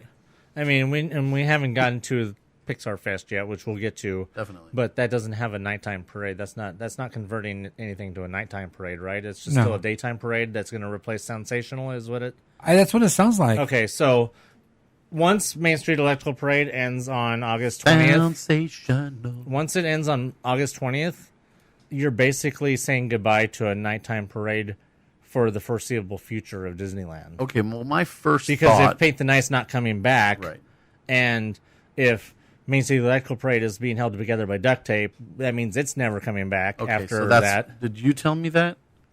So basically, my first thought was, they're shipping PTN over there because the electrical parade's such a hit, and it can't go anywhere, but, I mean, it needs to be at Disneyland. Yeah. Right? So my first thought was, they're going to extend the run for the Main Street Electrical Parade for a year or whatever. And then I've heard from a couple people that it's literally falling apart. It is. So what's the scoop on that? That the floats are barely being held up by duct tape, and they're trying to make it last till the 20th. I got that from... It may not last that long. Yeah, I got that from parade people. I don't get them from trash guy. I got it from parade people who work on the parade. I got the same thing from well, and people in characters with parade. Well, and last night we were waiting for the parade go by because we were on our way to go to Fantasmic, and I told him, I'm like, does this sound? It doesn't even sound the same as it did the day it opened. It's starting to sound like weird to me. I can't describe how the parade. It sounded a lot of wah wah wah rather than because it doesn't even.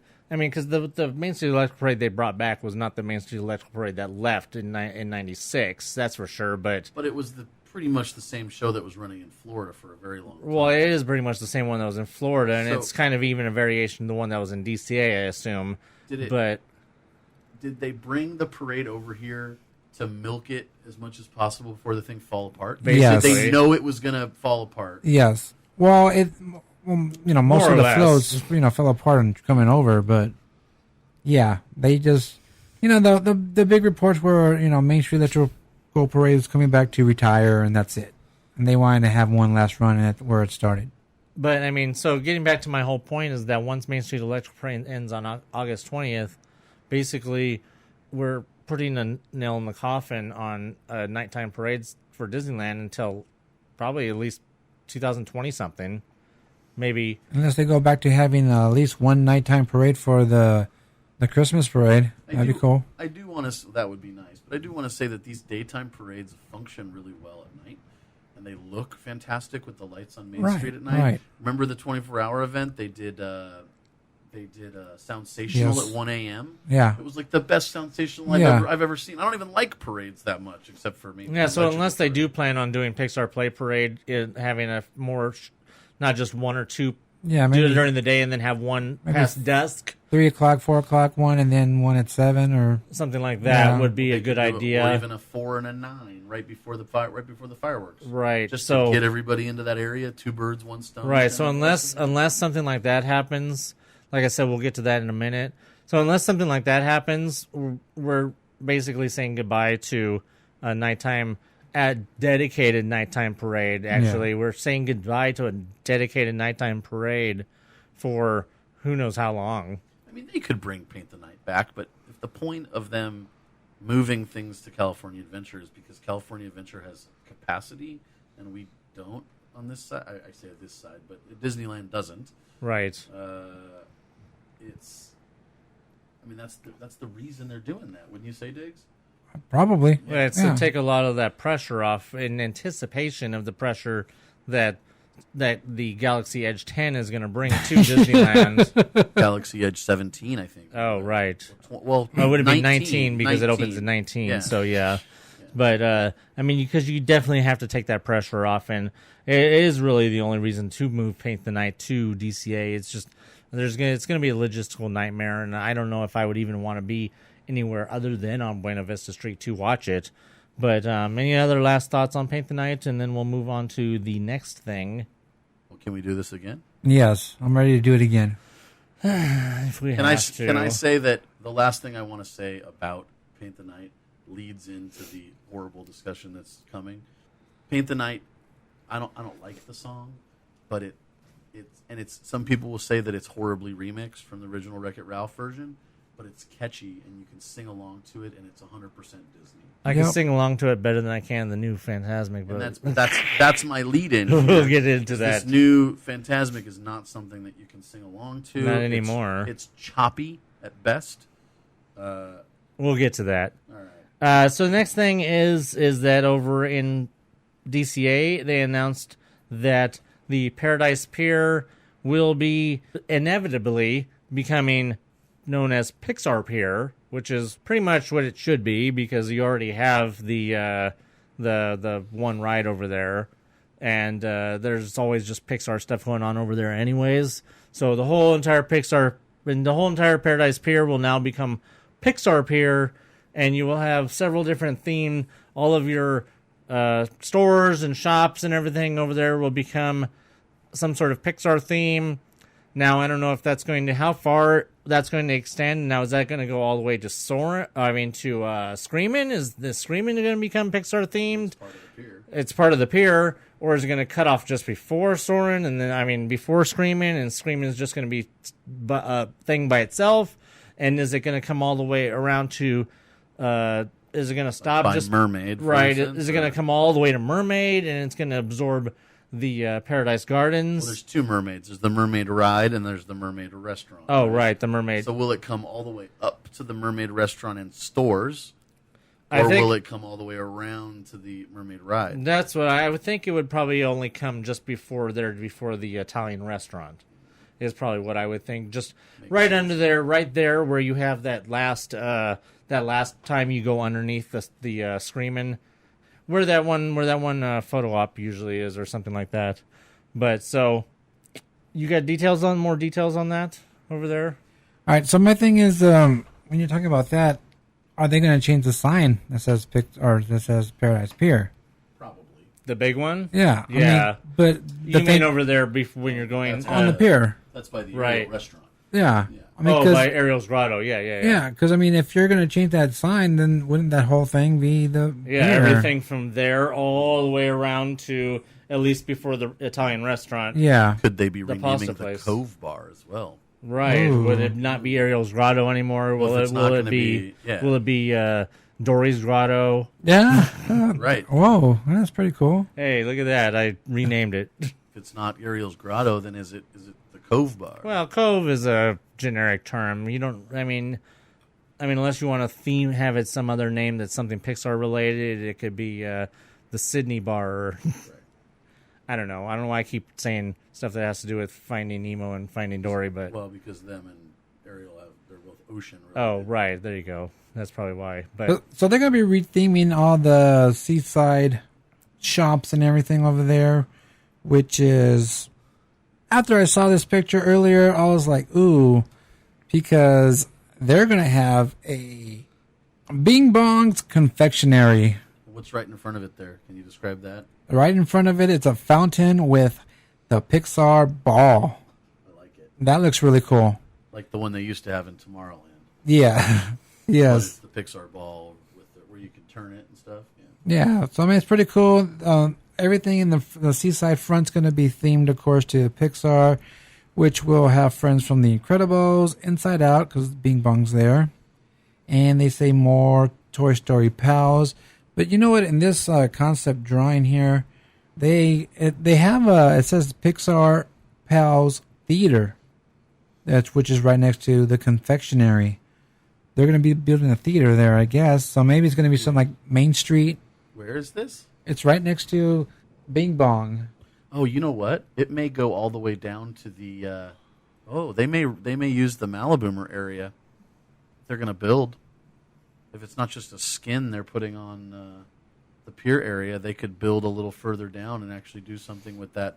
The thing now is that, defunct Maliboomer area. Right. The thing is that with it's scheduled to be next year. It's not going to be a major build. Yeah. It's going to be one of Just those things, retheme. because if they're going to do that, though, they're going to have to close off sections of the pier at a time so that they could start putting up walls and close off all those buildings. So they're going to have to do it in sections. And the only thing over there that they're not going to have to put a wall around will be the ride. Yeah. Because the ride already has its own theming to Pixar. So, but everything around it, they'll have to retheme. So you're going to have to see probably either sometime this fall they'll have to start working on stuff, or January, boom, the whole entire pier goes down. So it says this is a permanent addition to the park will open during a new limited time celebration taking place throughout the Disneyland Resort in 2018. While starting in 2018 is Pixar Fest. Experience the magical worlds of Pixar in brand new ways as the entire resort comes alive with some of your favorite stories. It says at Disneyland Park, this incredible celebration will feature a brand new fireworks spectacular, as well as the return of the guest favorite Pixar Play Parade. That's right. A popular parade is moving across the Esplanade. Disneyland's getting a Pixar Play Parade like we're talking about, and of course, paint the night over to DCA. So what's up with Sensational then? That's a good question. Well, Sensational will finally be going goodbye. I mean, Sensational is already one of the longest running daytime parades in Disneyland's history. Yeah. So It's a good parade and it's held up, right? well, that's probably the only reason why it's lasted this long is because of that. Well made. And as far as as far as the Pixar Play Parade, it's obviously holds up too, because now you can take it and you just bring it over to Disneyland and you run it over there. And like we said, you could have either, because what is the Pixar Play Parade only runs once a day? Yes. I mean, so you could obviously bring it over to Disneyland. You can run it twice a day, at least, like Sensational does, if not 3 times a day, if they want to go with the dusk or 8 to 9 p.m. extra. Or they could run one. Sensational at night because they know that looks good. Or they could run Sensational at night. That's an excellent point, because there's absolutely no mention of Sensational in any of these press articles. And if it was going away, they'd say something. You would think, but then at the Probably same time, not. you don't know, because they do have a habit of not saying things. So it's really hard to say what's going to happen, whether Sensational is going to go away completely or if it's going to be moved to night. But I mean, I would bet that with the way that things are being presented, it's just going to go away, and it's going to be in Ontario. And Pixar Play Parade, whether it's going to be the same parade, I don't see them doing the water in Disneyland, Why not? because you can't do it on Main Street. It would go into the shops. Which water? How much? They don't do a lot of water, do they? Because none of the shops none of the buildings are close enough on True. in DCA where when they do the water, it would be an issue. But unless they just don't do it while it's on Main Street, Well, they could do them. once it gets into like whole the first hub, part of the route, hub, stop for Main Street, and then do it again when they get in Town Square, right? Maybe or just by the, by the. because that water goes far. I mean, we've been way off the parade route, walking behind people, watching the parade, and then they'll shoot off those water cannons, and I'll get hit with water. And I'm behind people that are watching the parade. So that tells you how far those water goes sometimes. So it's really who knows what's going to happen with that. I mean, if they're going to add any floats. I mean, if it's going to Disneyland, it really should be a little bit longer parade. I would really like that if they have the Inside Out float still hanging around, that they should reincorporate the Inside Out. Haven't there been a couple over the years that they've put in temporarily and brought out? He would know about that more than I would, for sure. Brought what? Inside Out, and wasn't there another? Well, Inside Out wasn't even in the parade. It was a pre-parade float. Right, but they do a lot of promo floats, right? With Pixar? Pre-parade promo stuff. Just once. It's only with Inside Out? Just Inside Out, that was it? I thought there was another one. Because they would be stupid if they didn't bring it over to Disneyland and put the Inside Out float or put a brand new float in or something if they didn't expand on things like that. My next question is that with the Pixar Play Parade, is that going to become a problem during Christmas with the garland for next Christmas? Is it that tall? Well, I mean, the one that made them that they had to change at DCA because it was too tall, is that going to be also a problem with... Well, no, what happened was it was the Incredibles float with whatever that guy is, the machine. Syndrome. Yeah, and then he was on top. Right. And shooting the fire. Right. And they moved him down, so there'd be no problem. I don't think so. Okay. That was my only question. I mean, about that. Things could go back at Disneyland to how they used to be, too. Starting in November, they only do the Christmas parade, and it's the only one they do the entire season. That's true. You could just have the Pixar Fest go just during the summer and then go on hiatus during, or even just go away completely. Because I mean, you could have it go away because if they're going to bring like the Christmas fireworks will come during Christmas, so obviously the Pixar Fest fireworks won't be happening during Christmas, which he's going to talk about right now. Oh, so I haven't heard about this yet. I'm interested. I'm talking about Christmas? No. Fireworks. Yes, we're talking about Christmas. It's never too early. Hey, it looks like Christmas here because there's rendering here has some green fireworks, and it looks like, of course, if it's a Pixar Fest going on, it's going to be Pixar fireworks show. So at least projections. Well, yeah, you get the projections going on right here. They have the little green man, but it's going to be all the Pixar songs. If it's Pixar Fest, I doubt, this is just my thinking, that there's going to be any type of Cinderella or Sleeping Beauty music. It's going to be a Pixar fireworks show. So it could be good. I believe it will be good. I'm kind of looking forward to it. After all the announcements came out and Disney Parks blog posted everything that they were announcing, I didn't look at anything because I was so busy trying to do other things. So today is my first day looking at the post for this. And yeah, I think it's going to be a good fireworks show. And of course, the projections on the castle and on the buildings on Main Street, they're going to have all that. So it looks pretty cool. Yeah, they don't really give you much to go on here. No. It's just a sentence that says, "This incredible celebration will feature a brand new fireworks spectacular." And then there's a picture. Yeah. That's all there is about the fireworks show. I assume that by the end of the year or beginning of next year, we'll start getting more details maybe about the fireworks show. Does this mean that the new, shorter incarnation of Remember will be finally gone? Well, I mean, it'll be gone for now. And then next time, once this is over, it'll probably come back, or it'll be the 4-minute and 20-second Fantasy in the Sky once again. Now, I just want to say real quick that I'll watch the fireworks because I like fireworks, but this whole Pixar Fest thing, I don't like it because I think it's too much Pixar everywhere.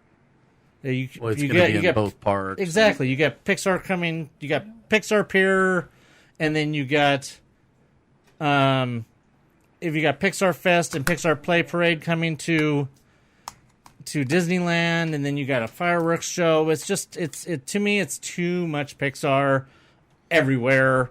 I mean, I know that you don't care and you probably like it, but other than people slamming doors for no reason, that the way too much Pixar stuff going on in the parks, both parks, it's overwhelming when you got so many other things that you could be doing instead of just having Pixar everywhere. At least it's not Frozen.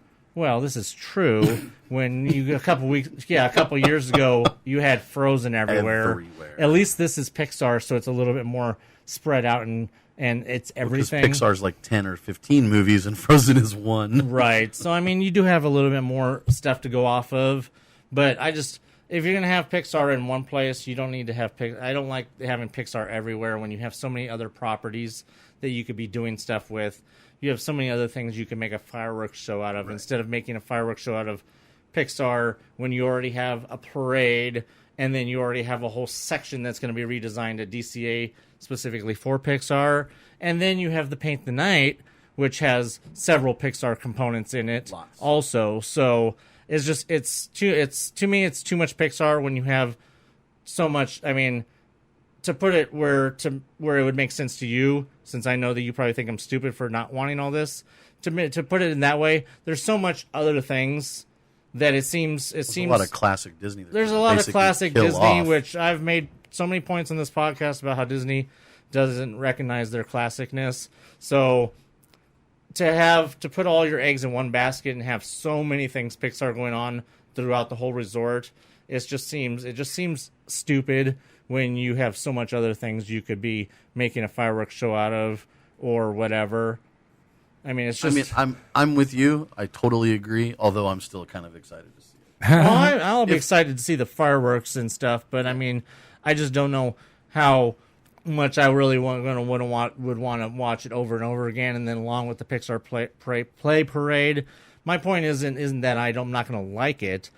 My point is that it's too much Pixar in parks that there's so many other things that they could be focusing on.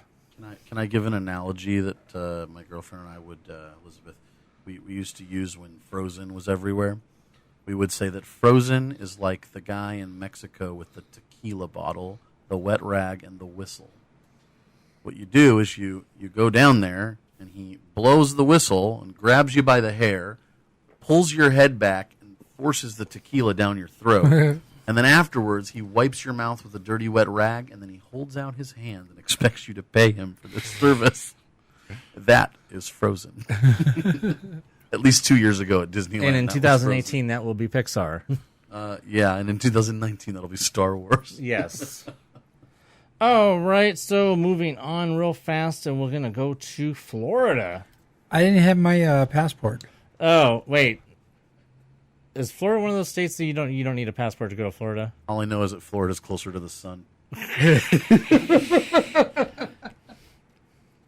All I know is they don't know how to vote down there. Hanging chads. Yes, there's a lot of hanging chads still around. Whoa. So, Florida, we got a lot of new announcements. Now, we don't usually talk about Florida here, but there's so many cool things coming to Florida, and especially with these guys going to Florida in October, that I just feel that we need to talk about some of these things, and with a lot of them being really cool, that hopefully a lot of us will be able to get to Florida at some point, because some of these things aren't even really predicted to open until around the 50th anniversary of Walt Disney World in 2021. So October of 2021. Right. So we're looking at a lot of these things specifically that aren't even going to open until then. But actually, the first thing I want to talk about is opening, what'd you say, next month?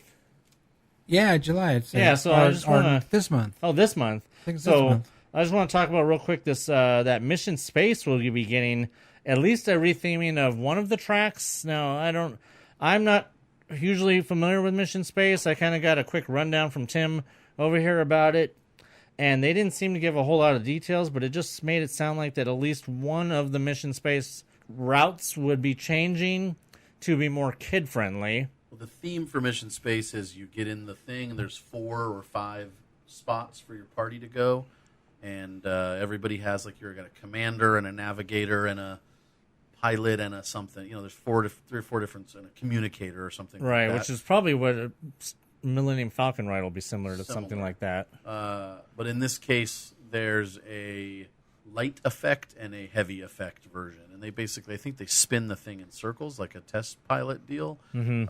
And it simulates G-force on the heavy, and then the non-heavy side is, it's like orange and green or something. Right, so we're looking at the... just real quick, I thought they have given a date there, but there's no date I don't see a date on the Disney Parks blog. Oh, no? And I just said to stay tuned, or for changes and opening dates. 'Cause I thought I had seen something though about that coming up also. So, okay, well, we're not sure. We'll look into that and maybe get back to you guys next week, or if you guys have any further information about when Mission Space, the retheming of at least the what's being said, the green side, which I assume was the lower one. If I remember correctly. That it's the green side that's being rethemed. If you guys have any further information about when that's supposed to open, email us, mousepire@gmail.com. But they're going to be retheming that to be a little bit more kid-friendly. The Imagineer that was talking about it equated it to being more of a Soarin' around Earth. So they compared it to Soarin'. Instead of being Soarin' around whatever, you're going to be soaring around the Earth. So it sounds like they're going to be toning it down quite a bit from what you describe it as, if they're going to be making it where actually kids can get on and ride it and people not die. So, well, no death is a good thing. They haven't mentioned any. I don't see anything here about what they're doing with the orange side. So if you guys have any information about the orange side, yes. Diggs is raising his hand. All it says here is that they're going to update the orange side, the orange mission. Okay, so maybe the orange mission might just get a retheme and be similar, but it's still going to be rough. So, like I said, if anybody else has any further information about the Mission Space retheming, email us. And then in addition to Mission Space retheming itself, Mission Space is getting a brand new restaurant that they're going to build right next door, which if you guys have a chance to look at the concept art of that, it looks really cool. It looks like it's going to have a big window where it just looks like you're looking out into space. It'll be really cool how I want to know how they'll do that. It'll have to be some sort of depth thing where it's either a projection or it's an actual window with some sort of rear projection on a wall outside of the window or something like that. So that'll be really cool. Either way sounds rad. Right. So I would be actually really excited about. I would forget going on Mission Space. I just want to eat at the damn restaurant. So that'll be really cool. Now, one of the that's over at Epcot. Staying at Epcot, we got the announcement that over in France that there will be a Ratatouille ride coming. I've been on the Ratatouille ride at Disneyland Paris. It's awesome. And I hear that it's supposed to be, I guess, based on that ride, because you get shrunk down in that ride. Is that? Yeah, something like that. You get shrunk down, or you're already shrunken, or something like that. Lines, but because I know the concept of this ride is that you will shrink down to Remy size and you will go around the kitchens or something. Mm-hmm. So that is and that's trackless. So it's like Luigi's. Luigi's is the worst example of trackless, but yes. Winnie the Pooh in Tokyo. Oh, okay, yes. Ratatouille in right. Paris. I think maybe the Iron Man ride and Hong Kong is trackless. I could be wrong. Okay. But yeah, this would be along those lines, right? So yeah, that's cool, and that's actually going to be getting its own space, so you don't have to worry about that replacing a favorite ride of yours. Because speaking of replacing favorite rides, if anybody's favorite ride is Universe of Energy presented by Ellen, well, you can kiss that ride goodbye. Oh, and also getting back to Ratatouille, I didn't see any word on when that's supposed to be opening. If anybody has any information on some of these Walt Disney World ones, when they're supposed to open. Is there an email? mousepire@gmail.com. Thanks for asking. So, yes, the Universe of Energy ride, which a lot of people skip. Really have no problem with that ride going away because it really doesn't jive with the whole concept of Epcot anyways. I think it's like 45 minutes long. And nobody really cares about the learning about a bunch of energy sources that we shouldn't be using in the United States anyways. I will say that Epcot is the largest theme park that has the least amount of attractions anyone's ever seen. I think I counted recently, the other day we were counting, and it's something like 6 attractions in the whole park. And most of them are on the Future World side. So for them to be adding anything into the World Showcase is an awesome addition. Well, especially since Ratatouille will be getting its own space and it's not replacing something, right, as opposed to the Frozen ride, which replaced replaced Maelstrom, or as I said, the Universe of Energy ride presented by Ellen, which will be replaced by an e-ticket Guardians of the Galaxy ride. Now, I've heard a little. Do you know about this, Diggs? Did they talk about it in the panel? Yeah, they showed a little clip or something. What my friend told me was that it's like Peter Quill is still a child? Yes, it's based off of a throwaway line in Guardians of the Galaxy 2 where Peter Quill mentions that he visited Epcot as a child, and he has a picture of himself in front of Spaceship Earth, and it's going to be based on that. Now, I don't know if it's going to be some sort of time travel story where the Guardians go back to keep somebody from going back in time and killing young Peter Quill or something like that, or something Back to the Future related. You didn't see this? Or I saw it, but or if Sam Beckett's going to be jumping into himself and it's going to be Quantum Leap or something like that. I don't know. Now, hey, any Scott Bakula is a good thing with me. So Unless it's on NCIS. oh, hey, I like that show. So yes, the Guardians of the Galaxy ride will be cool. I liked the concept art of it. It looks really cool because there's a Nova Corps spaceship that they show a picture of a Nova Corps spaceship out in front. You have concept art? Yes, there is concept art for that. That looks really cool. Let me see if I can find that to show this guy. He's somewhere. Show me later, too. Yeah, I can also show you later because I don't see it right away. But yes, there's definitely, and then they will most likely be having. They did show Groot walking around, so you will definitely have some meet and greets over there. Most likely your meet and greets with the Guardians of the Galaxy people, wherever they are now, they will move over there at some point. Is it appropriate to have Groot doing meet and greets in the park? It's a lot of people touching wood. True. All right, so yes, that would be coming. I assume that because it's an e-ticket ride, it'll be replacing an existing building that we have a few years before that will be showing up.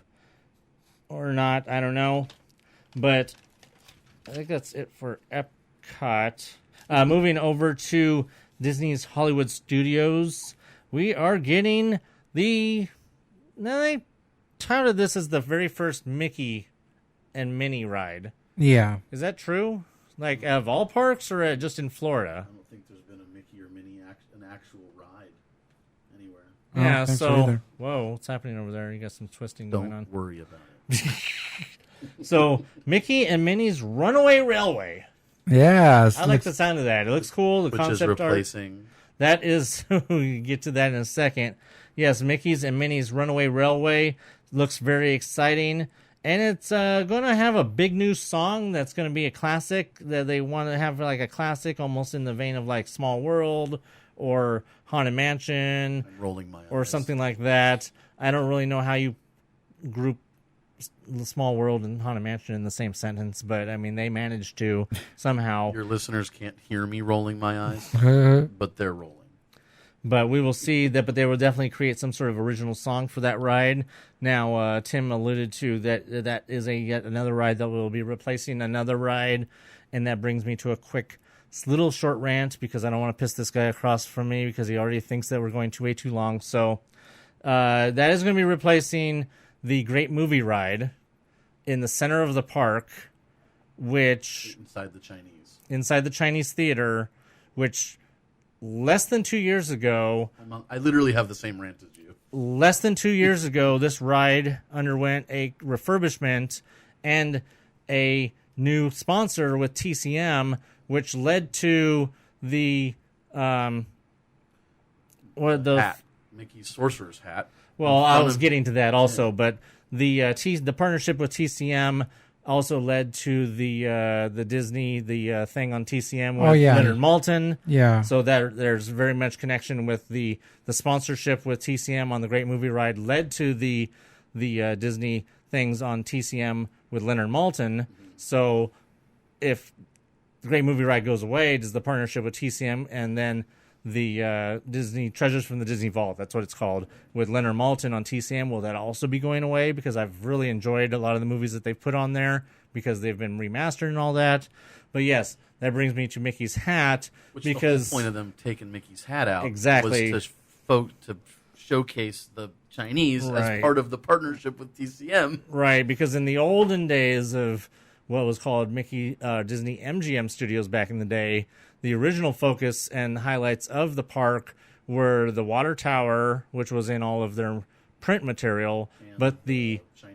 But yes, the main focus was as soon as you walked in the park, there was the Chinese right in front of you, and you could see the Chinese, and it was the centerpiece of the park, and gave it that Hollywood, it gave it that studio look because there was the Chinese, and there was the first ride most people probably went to because it was the first thing you saw, unless you knew that Star Tours was a short walk around the corner to the left. Or the Tower of Terror in the other direction. Right. So, but as kids growing up looking at Walt Disney World, the icon of the Studios park, or Disney MGM Studios at the time, was that Mickey, the gigantic Mickey's hat. right. Well, that Mickey's hat was added later on, I think, as part of an anniversary, I think, It of... was in 2000. Right. It was some sort of anniversary of the park. Had something to do with, I think, when they added the hat, or it was some sort of event that they had, and they look it up. built the big Mickey sorcerer hat right there in the center, and it totally shrouded the Chinese theater and the Great Movie Ride, unless you actually walked right up to it, then you finally saw it. So, what was it? 2 years ago, they tore down the hat, and they made the Great Movie Ride the centerpiece again. What was the hat? Was it like a store or something, or just a It was hat? nothing. Store Just on a- the inside, yeah. Was there a store inside? I It thought was like just, a pin store. but Oh. it was like a floating pin store because the hat was just being held up by big posts, and you could walk underneath. So the kind of hat. like the hotel here. Yeah. It was just a huge, larger scale version of the one at the hotel. I got it here. Okay. Wikipedia. The Sorcerer's Hat was the icon of Disney's Hollywood Studios. The third of 4 theme parks built. The structure was inspired by The Sorcerer's Apprentice. With its opening on September 28th of 2001, it replaced the Earful Tower, as which is the water tower, as the park's icon in all marketing materials. It's weird because I was there at the end of 2001, and I actually didn't even realize that was brand new then when I saw it, the hat. I was there in 2003 for the first time, and I didn't realize that I felt like it had been there a long time. It did. It felt like I thought it had been there a while, even though I knew that the water tower had been the old icon of the park along with the Chinese. But anyway, so they took that out and they had the Chinese be the centerpiece again. And to me, it's Launch Bay all over again. It's the superhero HQ all over again, except for even worse. Or not, well, maybe not worse because they probably spent more money, but It's funny because their launch bay is just around the corner there in Right. the Hollywood Studios Right. too.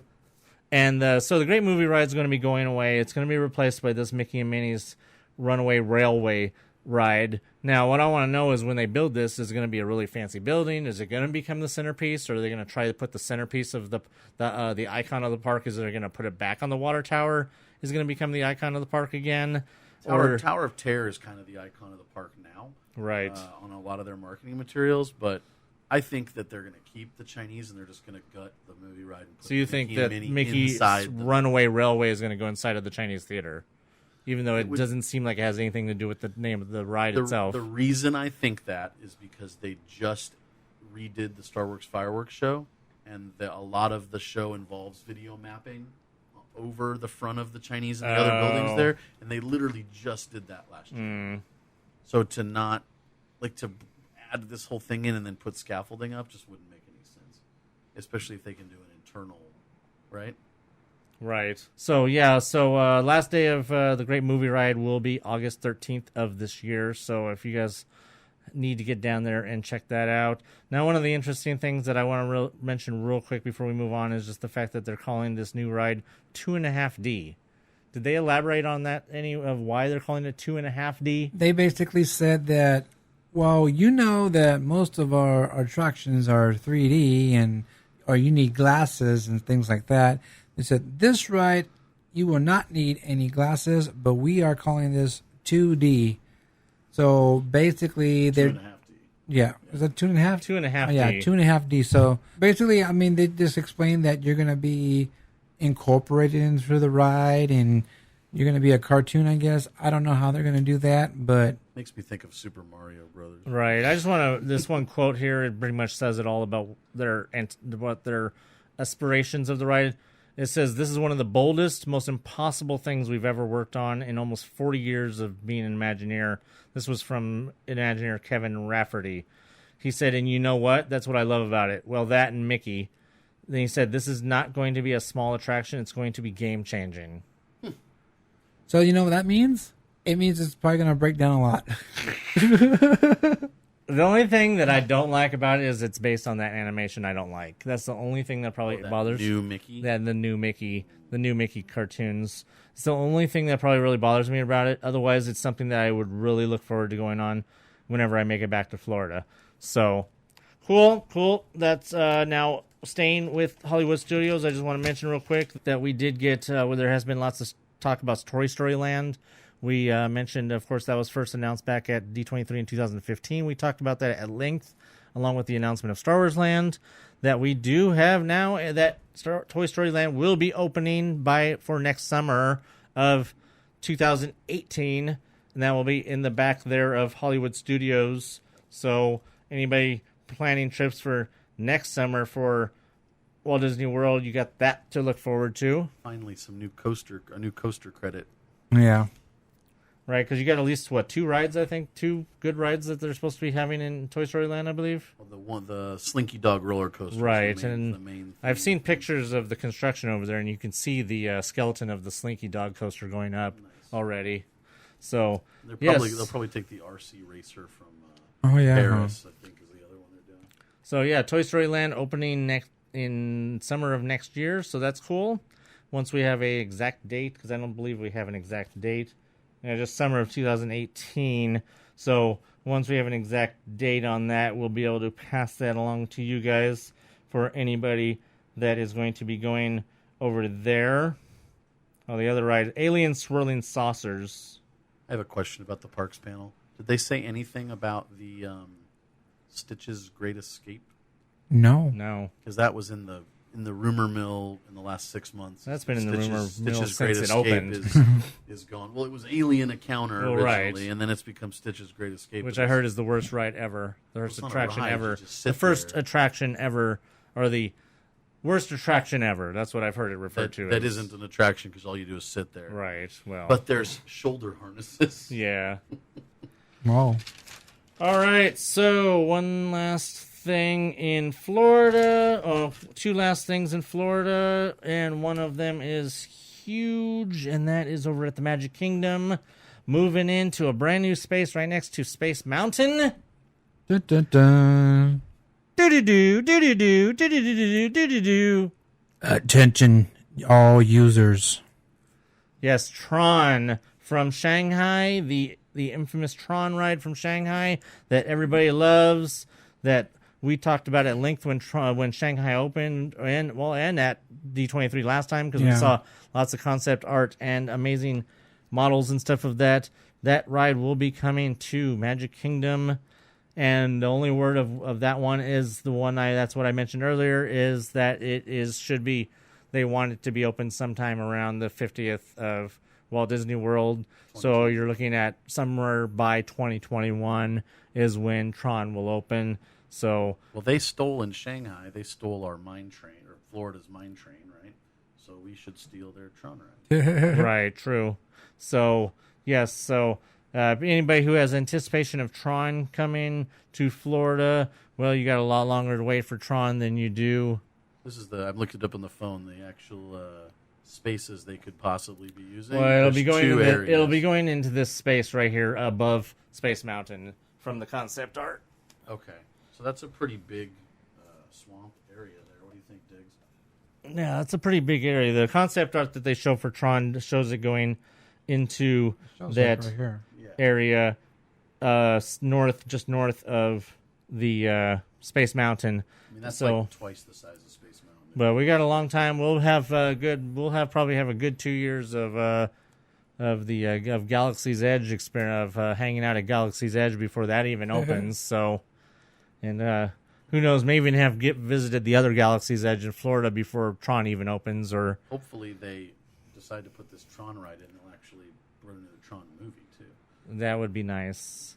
And then one last thing in Florida I just want to mention is the announcement of this all-immersive Star Wars resort that none of us will ever probably see. That none of us will probably ever get to go to because it's going to be out of our price range. We'll all get to take Disney cruises before that ever happens, because there's been rumors of $650 a night, minimum of 2 nights, but that it does include it is like a cruise where it includes everything. It even includes wardrobe. That's how immersive that this is going to be, that they're going to provide you with wardrobe. I hope they got all them fat sizes for me and Bubba. They're going to have to. So, yes, it is immersive down to the fact that they're going to be providing you with wardrobe. I assume all food, entertainment, everything is going to be included in the base price. But there will probably be several different packages and stuff.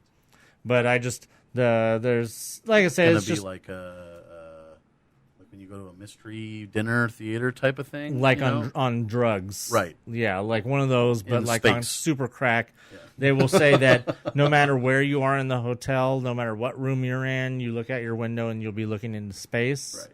So it's going to take the Mission Space restaurant, I think, is it's a test for what's going to be global with that, because you're going to have to do, if you're going to have everybody looking out a window into space, you're going to have like an outer shell around the hotel. They could make it like look a like shell, the Death Star, right? From the outside. That would be amazing. And then on the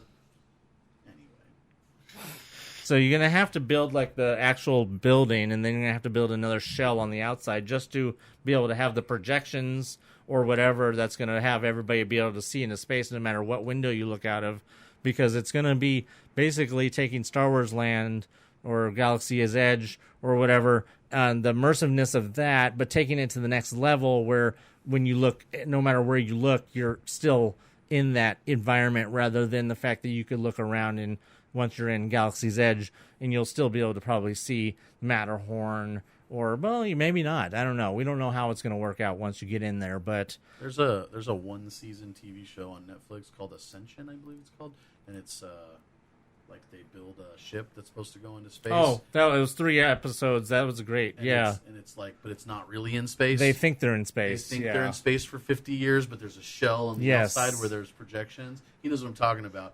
That made me think of it immediately. That was a sci-fi miniseries. It was great. It's like 8 or 9 episodes, and that's it. Yeah, it's on Netflix. That's great. That was a great miniseries, and it's a great example of that because, they thought they were in space, but it was actually they were in like some building inside of a fake ship. Yeah. So, it would be very much like that, where you could be, no matter where you are, you're going to feel like, except for, obviously you're not going to be able to have there'll be no weightlessness or anything like that. Of course, there is no weightlessness in Star Wars. Is there? Wait. No, that's Star Trek. But, so that will be very... Don't dog on the Trek, man. Hey, I don't. I love Trek, so... We'll talk about that one. I know, huh? So, yes, no idea when this is coming. No idea when it's going to happen. No idea how old we'll be when we'll be able to... if we ever get to do it. So, but that is something very interesting coming. That will be coming to Florida. And, very interesting. Just real quick, I don't know when that's supposed to open, but they have that other DVC. Oh yeah, that hotel, that Riviera, the themed hotel that they're supposed to be opening there. And then just real quick, there's also supposed to be that Marvel hotel opening in Paris. Yeah, really. And that's all I'm really gonna.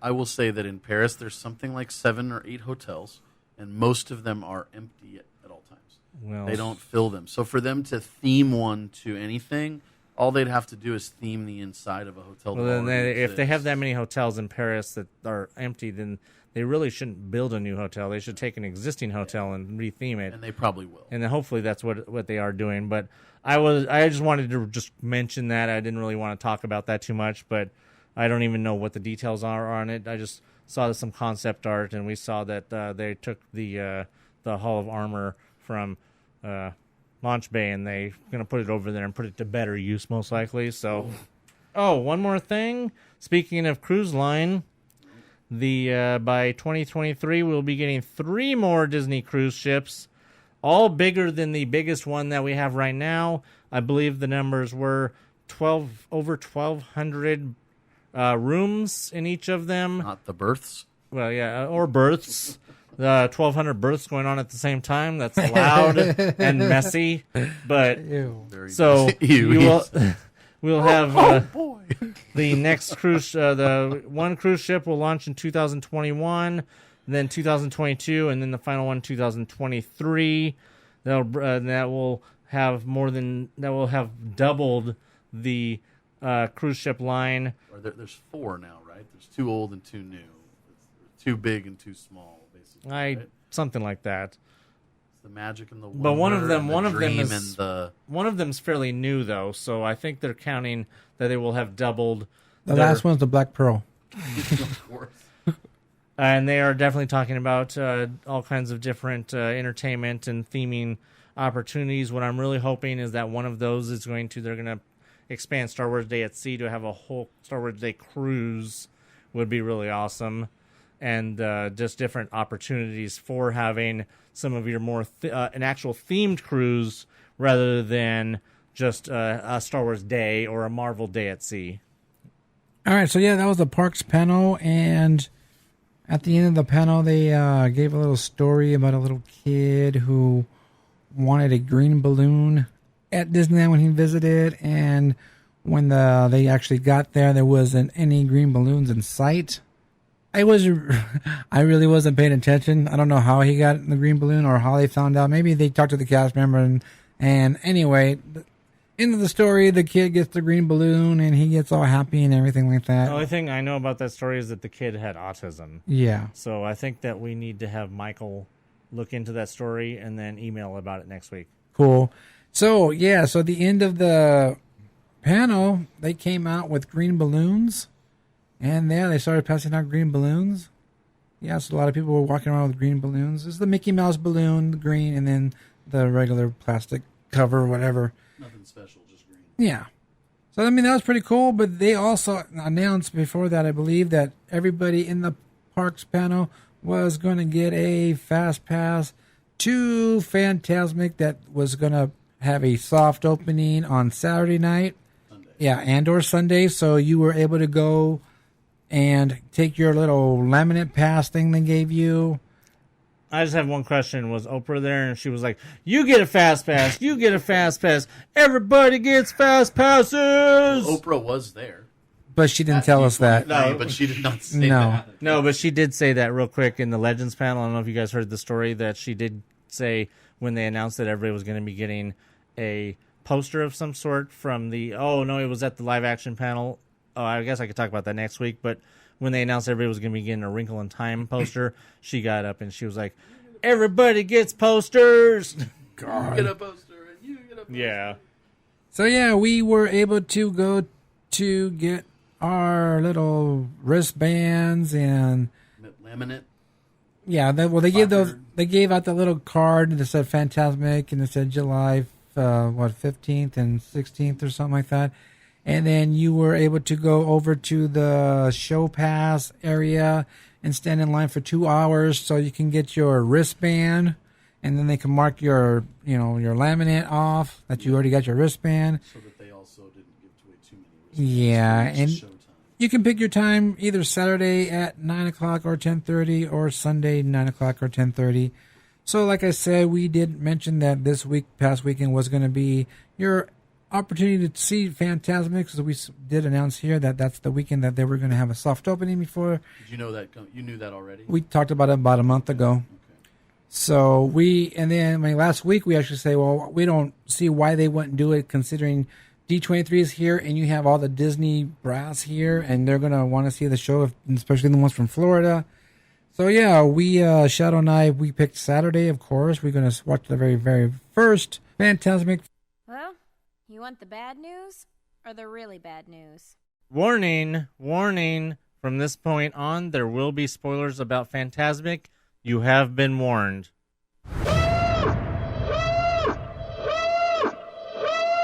We're doomed. So yeah, we checked it out, and the very first one I recorded, I showed Tim some of my footage. We were talking about the show.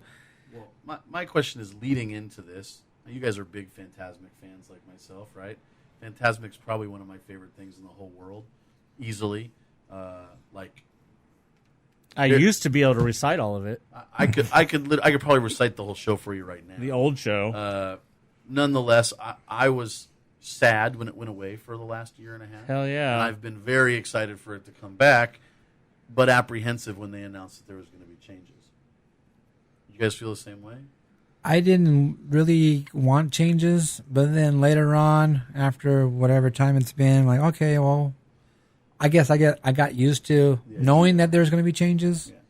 So, But they've made changes before, right? So I'm not thinking that there's going to be, I'm thinking, oh, they're going to add an Aladdin scene. There's going to be a new princess, Ursula was there as a float at one point. That went away. Then they added Flotsam and Jetsam.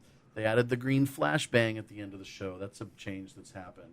There's been things over, on the back of the boat used to be the 3 little pigs and the big bad wolf. all right, Now it's Buzz, Woody, and who are the other? Army men.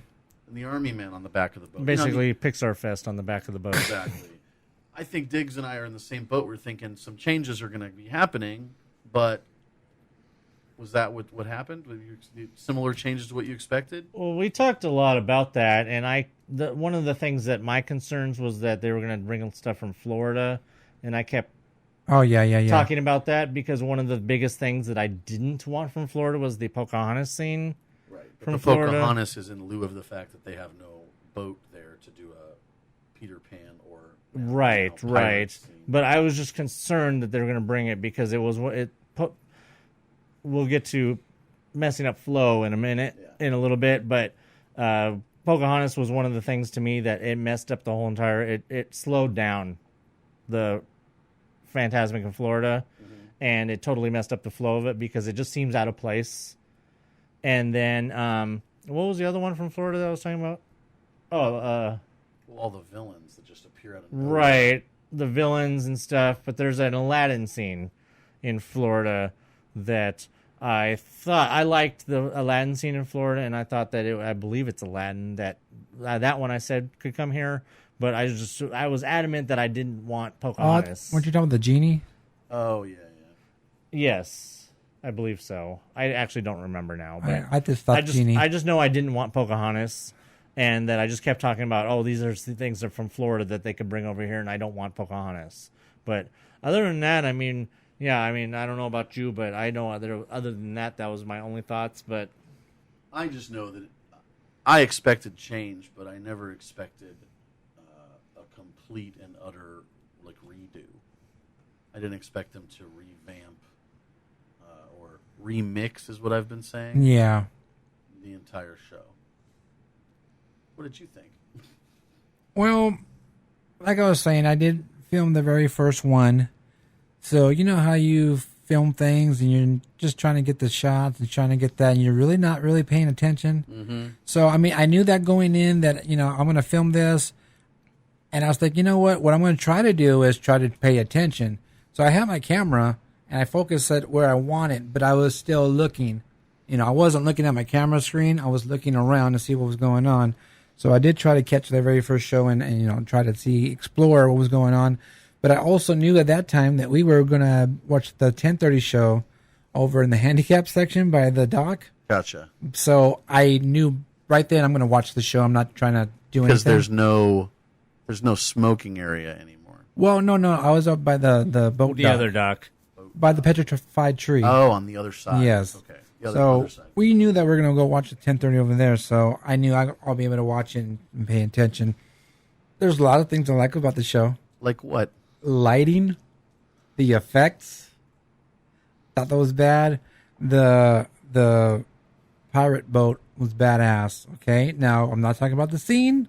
I'm talking about lighting and the effects. Okay. And just seeing how they added the new lighting and the spoilers, people.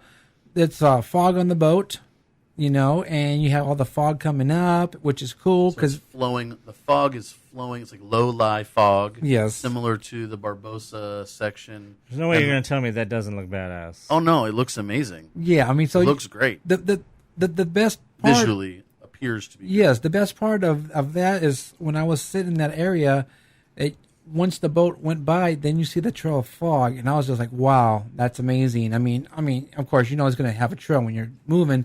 But just the effect, and then watching the lighting on there. And you're really only going to see that from the Big Thunder side of the yes. Of the viewing area. Yeah, so I thought that was awesome. The lighting is awesome. The show is a lighting wise is great. And real quick about the pirate boat is that we're all very glad that they decided to abandon the whole projection on the boat thing that they had originally planned on doing. To make I don't know if they abandoned it. I mean, It may just not be working yet. I mean, because we've been talking about the projection on the boat is not working. They're testing it every day, and it's not working. They can't get the timing right. We've been talking about that, but when I was talking to someone, they just said, "Oh, well, as soon as they figure out how to do that, or when that appears or something like that to that effect," then that made me think, "Oh, well, are they still trying to put the, projections on there?" I don't know. I don't have it in concrete fact, but that was what was told to me. I would be happy if whatever it is right now, it stays the way it is as far as the lighting of the boat of the ship. It'd be fine if it stayed the way it is. And they don't need to get fancy with any kind of weird projections and stuff on the ship because they don't really need it. To me, the pirate ship visually looks perfect the way it is. It does. I agree. So they don't need any kind of projections or anything. Now let me get to what I don't like about the lighting. Too much rainbows. Okay, now they put brand new water fountains for the show, the same ones they use for World of Colors. The ones that move around and then project the lighting. So those are pretty cool new addition, but there's too much rainbow colors going on. I mean, that's one thing I didn't like about the lighting, and I told my lighting guy that. I don't like all of the colors, too much rainbow color going on. But other than that, I think it's awesome. And like I said, this is about the lighting and the effects. The lighting and the effects are good. I'll agree with that. Probably one of the only things that nobody can really complain about too much. I will say that I think that the show, effect-wise, it's over-animated. Now, we're talking about the projections on the... It's called video mapping. Yeah. That's projection mapping. Yeah, projection. Now they call it projection mapping. Yeah, so you have a lot of projection going on the house, the cabin, whatever it's called, the stage. We'll just say the stage. Some of it overdone. Some of it's good, but I do agree there's some of it that is overdone. I just want to say my favorite bit of projection mapping is the beginning where you have the lights come towards the center, and then you have the beam of light. Yeah. Which would have been a really cool addition to see if that was one of the only things that they added. If that was one of the only things, because that little build up at the beginning and then the light coming out, it reminds me of something. I just can't really think of what it is. It's just, you know what? It reminds me of the movie 2010 when the Russian guy is in his little spaceship and he's going over the monolith. And then you see the lights. Have you ever seen 2010? No? Anybody? No. He's over top of the monolith, and you see a bunch of lights and stuff start flashing around, and then they start coming together, and then all of a sudden there's this big beam, and it takes out the spaceship with the dude in it. Cool. But it reminded me of that, how the lights come together, and then the beam come out. Stuff like that. I mean, these are the kind of additions that we would expect to see added to a show like Fantasmic. Right. That would add to it. Well, because you knew that when you got the projections for the 60th, we knew that was going to open up new doors. And we even talked about it after the after the 60th.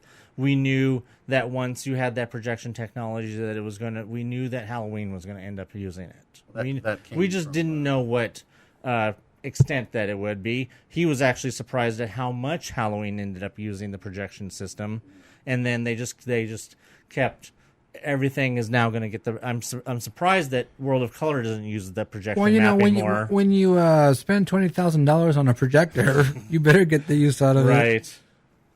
And True. I just want to say real quick, since I brung up the $20,000, that can you imagine how much they actually spent on all the new equipment they got?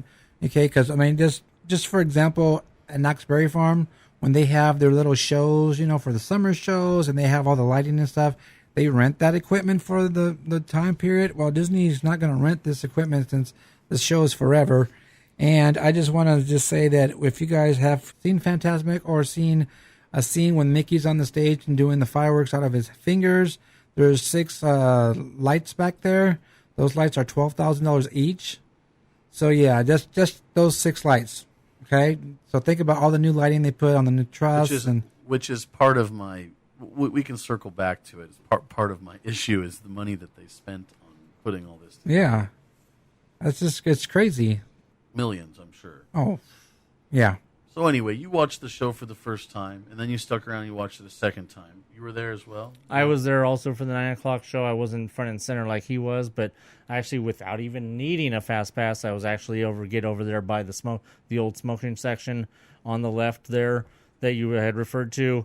I was actually able to just get over there and then just walk right up, like literally right when Fantasmic was starting at 9 o'clock.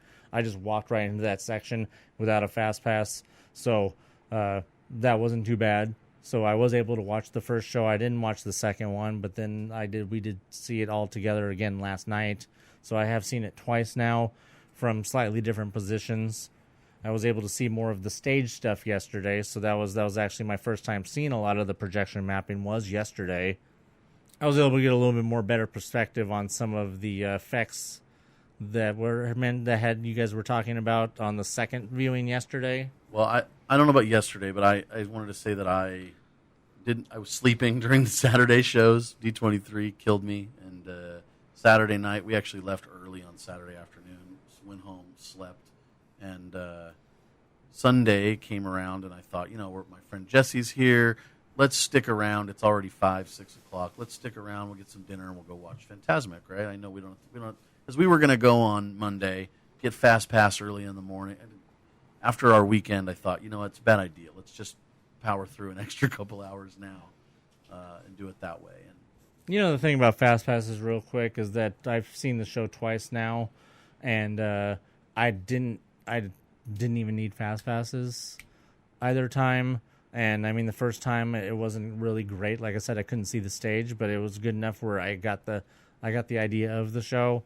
And then yesterday we saw the 11:30 showing, and we didn't need Fast Passes. We were able to get all the way over by actually the Island dock. Yeah. the third showing is great for just walking. So I mean, the third showing back when Fantasmic was here after they started Fast Passes, we used to consistently when they would off the cuff add a 11:30 showing.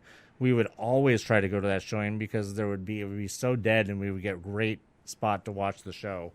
Do we have anything else we want to talk about specifically about Fantasmic before we get into the major complaints and Tim's general grievances over here? I mean, it's kind of all of us have general grievances about Fantasmic, and most of them are basically the same. I kind of even don't know where to begin. I will say that the show that we saw on Sunday night at 9, the more I think about it, there must have been some technical difficulties. And I even texted my friend Jesse and before the show tonight here and asked him, were there audio problems with the version of Fantasmic that I saw, in his opinion, or was it the same every night? Because he'd seen it Saturday, Sunday, and Monday. And he said on Sunday he told me he thought there might have been some audio problems, but he wasn't sure. So that's the only one you've seen was the one on Sunday? I Sunday? only saw Sunday night. Okay. And he says, I'll be honest, bro, I saw it again, and I didn't get any problems. I think something went wrong with the speakers where we were at, because even though I didn't watch the show on Monday, I did walk around the area, and I didn't hear any of those audio glitches. My issues with the audio is only re-recording the songs, not very well. He says re-recording songs not very well placed together. He's saying that they don't fit together, basically. Right. Well, let's just get into something real quick, because we had gotten word, Diggs had gotten word leading up to last week from people who had been privy to rehearsals that there was flow issues with the show. There's absolute major flow issues. Well, I mean, at the show time, doesn't flow at all. At the time, all we had was the word of some people who had seen rehearsals, and I asked him. Well, I just want to make sure that these are tech people. Right. No, I understand that. I'm just people with experience dealing with audio and visual. Right. I mean, I don't know who exactly these people are. I mean, all I know is they're not Main Street store cast members. Right. Yes. I mean, I figured that obviously if they're around to see rehearsals, they're allowed to be there, so they must be people connected to the show. But, I mean, I had to ask him anyways. I said, are these people who you trust their opinion about this, that if they're saying that there's a flow issue, that there's actually a flow issue? And he said yes. And I'm like, well, I'm thinking to myself, well, all we could do is hope that they're just being a little bit too critical of the show and that that's not the case. But it is. is. But unfortunately, it is 100% true that is basically all of us have a consensus opinion that there is major flow issues with the show. I just want to say that when I told Anthony about this, that there some critical. Flow issues, yeah. No, I didn't say flow issues. I just said there's some. I'm hearing bad reviews about the show. I didn't want to tell him what it was because I wanted him to see it. Yeah. But what was it? What was it? All right, so I told him. So I guess just after we saw it, he's seen it, and he. Well, that was one of my first things. I didn't hear that from you. Right. And my first thing was where's the show previously had an amazing natural flow that felt right. It felt like you were being taken on a journey. There were high points and lows, and that's all just gone. It's not lacking in some areas. But the beats all hit and went with each other before. Yeah, before all of your from scene to scene to scene to scene to scene, it all seamlessly the transitions were there. Right, or as Michael says, transactions. Okay, Michael. Nonetheless, it went well. It was seamless, and it flowed perfectly and naturally, and right, in a natural way. Right, and now it simply doesn't. It simply doesn't because they're taking a lot of scenes that were there before, and you're shoehorning in new stuff in between, and then you're taking things and moving them like forward, and then you're taking other stuff and moving it backwards, and you're inserting stuff and everything that in a show that flowed so well for over 20 years, for almost 25 years, that flowed so well that it's really hard for you to try and, I mean, you almost would have to rewrite the whole entire show. Which is basically what they did, but without new words. But they didn't do that because if they had rewritten the whole show, it would flow correctly like it's supposed to, and the transitions would be amazing like they were before. Because otherwise, they didn't rewrite the whole show because obviously it's not happening, and they would know that if they had rewritten it, then those transitions that aren't working, they would have just rewritten the whole scene where those transitions aren't working to make it work. But instead, they didn't rewrite that. They didn't rewrite the music. They just kind of just, okay, well, we're just going to... It would be like this guy over here editing the podcast, and... Oh, let's say we have our opening theme, right? And this guy decides that all of a sudden he wants to put in a piece of music into our opening theme. But as opposed to all the effort that we put into when we first come up with the opening theme, despite the fact that we had to we took a bunch of stuff out, if he wanted to take something and put something into the theme that doesn't quite flow, then it's going to be noticeable. But he's not going to do it without rewriting the whole theme. Right. This is what I said in a couple posts I made online. I said the show honestly sounded like it was remixed by someone that didn't have even the slightest understanding of sound or music or what makes something appealing to the ear. and I feel really strongly by that statement, although I understand that a lot of people really love this thing. I don't know those people. I mean, if you go on to some of the posts that I've made on Facebook, people are saying that they love the show. They understand some of the things that we're saying, but it's more disagreeing with me than agreeing, which is shocking. I don't understand who these people are. I don't understand who these people are that keep saying, "Oh, it's finally better than Walt Disney World," because it's always been better. Because I will always say that there's no way the show can be better that has a plywood boat. I ended or Pocahontas. That's true too. I said surely it would have sounded better if they had hired a deaf Paris Hilton from 10 years ago to produce the remix. Wow. That's okay. And I think in some other got posts, really nothing to go off of that. In some of the other posts, I think I may have said that that it sounded like they did hire a deaf Paris Hilton to do the remix, but nonetheless, and the general responses are not necessarily great. I said, well, Disneyland has completely ruined Fantasmic. Even if I could get over the over-animated video mapping and nonsensical story changes, the audio is the obvious issue. It honestly sounded like it was produced again by someone that didn't have the slightest understanding of sound or music or what makes something appealing to the ear.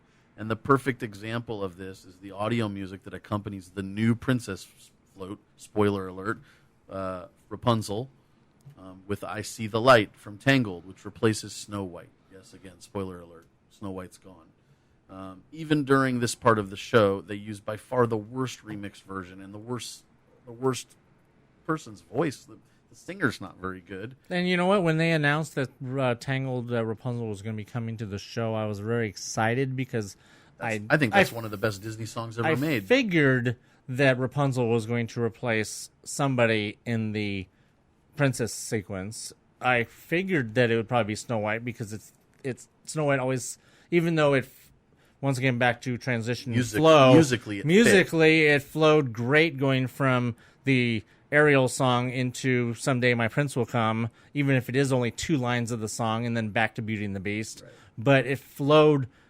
perfectly, but I knew that Snow White would probably be the one to come out in favor of Rapunzel because the other two are fairly, new, a lot newer, and that Snow White was probably only there because it's the original. Yeah, but they should have just added her. They should have started with Rapunzel, or well, they would have had to get a fourth boat, right? And that figured that wasn't going to happen. Maybe a better spent of money than all these projectors.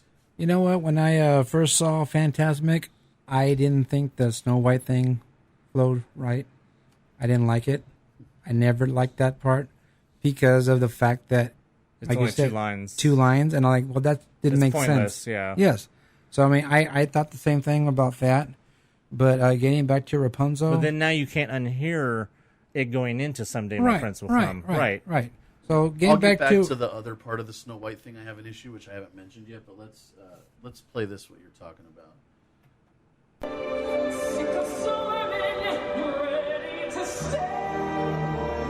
That's the end of Ariel. Yes.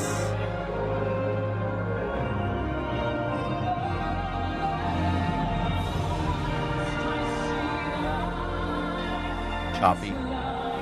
Well, it takes too long to transition, where before you had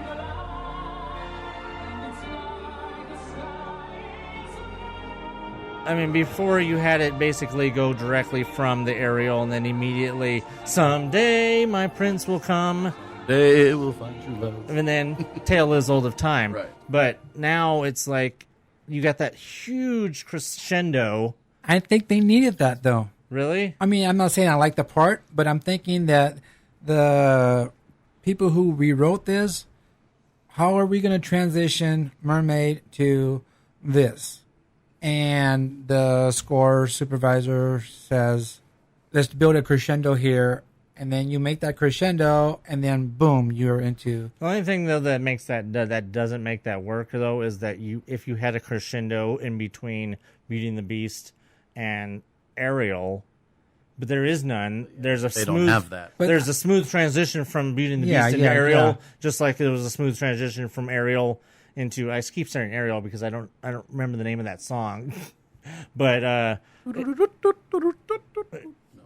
that song. But there was a smooth transition into Snow White. As little as Snow White was, it was still a smooth transition. Where if they had added a crescendo in between Beauty and the Beast and Ariel, then it would make the crescendo before Tangled. It would flow better. Not seem as obvious and everything. And then, of course, or if they'd had a better vocalist, right? Tie all those songs together, well, right? Because then that's the other thing in such a way that made sense. The vocals on it just don't even seem to match the tone and the level of the vocals from the previous 2 songs. It's like going from Bjork to Celine Dion or something. Okay, that's like weird. I believe Ron Colvard and Melissa Atwell are the ones responsible that reimagined and re-recorded the score. My worst enemies. So just who are they? They're the ones that reimagined and re-recorded the score. Okay, so we don't know who they are, like specifically, or any background on them. No. Okay, I was just wondering. I want to just mention real quick that one of the things that also, besides the music on the Rapunzel float, the Tangled float, that throws me off is how all of a sudden that one goes into like a completely different bright orange. I missed that. You didn't notice that as soon as that music comes on, it's a blue float, just like the others when it comes around. But then once the music hits and it goes into the Tangled song, it turns into this bright, super orange. Oh, yeah. Where none of the other ones do that. They just kind of stay the same. Okay, well let's talk about that. Focus. That has to do with lighting. Well, I'm sure it does. It's also on the float itself. It's the do-jiggers. Yeah, I mean that's Is that a technical term? yes. Yes, of Here course it it is. Here it is. I mean that has to do with lighting, and they put all those lanterns and everything on the stage. Oh, I agree with that. But if they're gonna change the colors and have the colors be all bright and stuff on one float, they should have kept it consistent and done the other two floats. Agreed. That's or as each float is featured, it lights up and then the light changes to the next. Yes, exactly. I want to make one more comment that I've noted that I saw people commenting on, and I did not understand what they were talking about because I kept seeing people refer to set two lifts, and I did not understand what people kept saying. What two lifts? What the hell are you talking about? Because Flynn does two lifts of Rapunzel on the float. They don't dance. He just spins. He just spins around, but he lifts her up twice, and apparently that's a big thing for some people. Because I don't know if it's maybe a technical thing that maybe it's hard to do that on a moving float. I don't know, or something like that. But I know that I have seen several instances of people making a big deal about how. Oh my God! He lifts her up twice. He lifts her up about how there's two lifts because I keep seeing mentions of two lifts. Oh my God, two lifts! I'll use this. If anybody out there understands, has a reason, or can tell us, Dylan, you probably don't even listen to the podcast, but that's fine, because I know he's one of the one who's commented on it. But if anybody out there understands why her being lifted up twice or doing the two lifts is significant, email us, mousepire@gmail.com.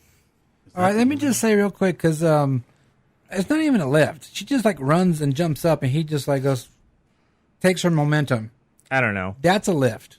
But yeah. It might be different by show. Maybe some shows there's more of a lift, a second lift than some others. I don't know. It's always a little different. I just know that there's been people mentioning two lifts, and if anybody, like I said, if anybody knows what the significance of that is or why it's such a big deal, please let us know, because we're obviously ignorant to lifts.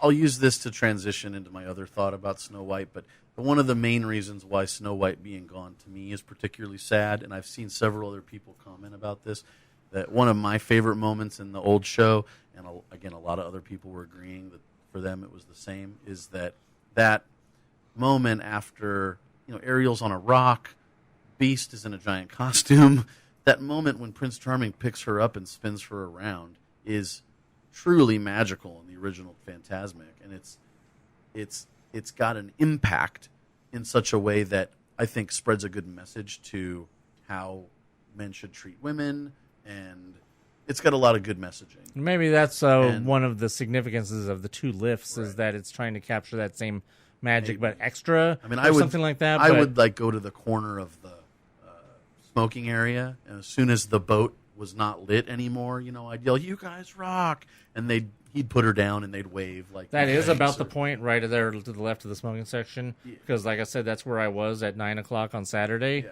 That is the exact moment where the light goes out, because I was standing there, I was waiting for it to get right in front of me to take a picture, and then the freaking light goes out. Exactly the spot. So exactly right there to the left of the smoking section where their light goes out. So that's why I wish that they just added it. I mean, adding one more at this point, what's the difference between all the money they're spending? But the other reason, the other thing I had, I was going to say the other dig I had about the Snow White tie. It's not Snow White; it's the evil queen. She's gone. Right. There's no evil queen. There's only the old hag. So there's no transition moment, which was a big moment. Right. Which was a big moment in the original Fantasmic, when she, she's over the thing and she's fanning the cauldron, and all of a sudden she drops down, and here comes the old hag, and you could see the old hag climb out if you were in the right spot. Yeah, especially there by the smoking section. Right. But from most of the areas you couldn't, and it looked awesome. And here she is, and then all of a sudden that leads into evil queen. I'm sorry, let me stop for a second. It's Snow White, and that's another reason why she was there. It's Snow White leads into evil queen, leads into old hag, leads into magic mirror. No. Right, because now you don't And have again, that's what you call flow. Yes. Right, because now you don't have it go from Snow White to slave in the magic mirror. Right. Through wind and darkness, I summon thee. Which Speak! is why those lines are different. How does it go this time? Bring the magic Now mirror it up? just straight from Tangled into what? the mirror talking. Makes no sense.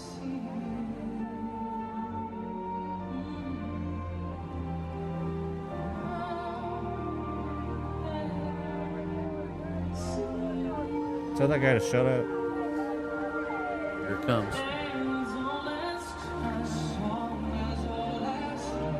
So they still do that. But it just seems out of Yeah, place. but that's Ariana Grande and John Legend. From the movie, yeah.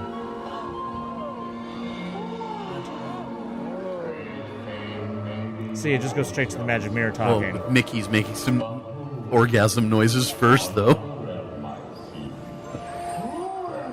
There he goes again, getting his rocks off. This magic mirror voice is pathetic. There's no impact.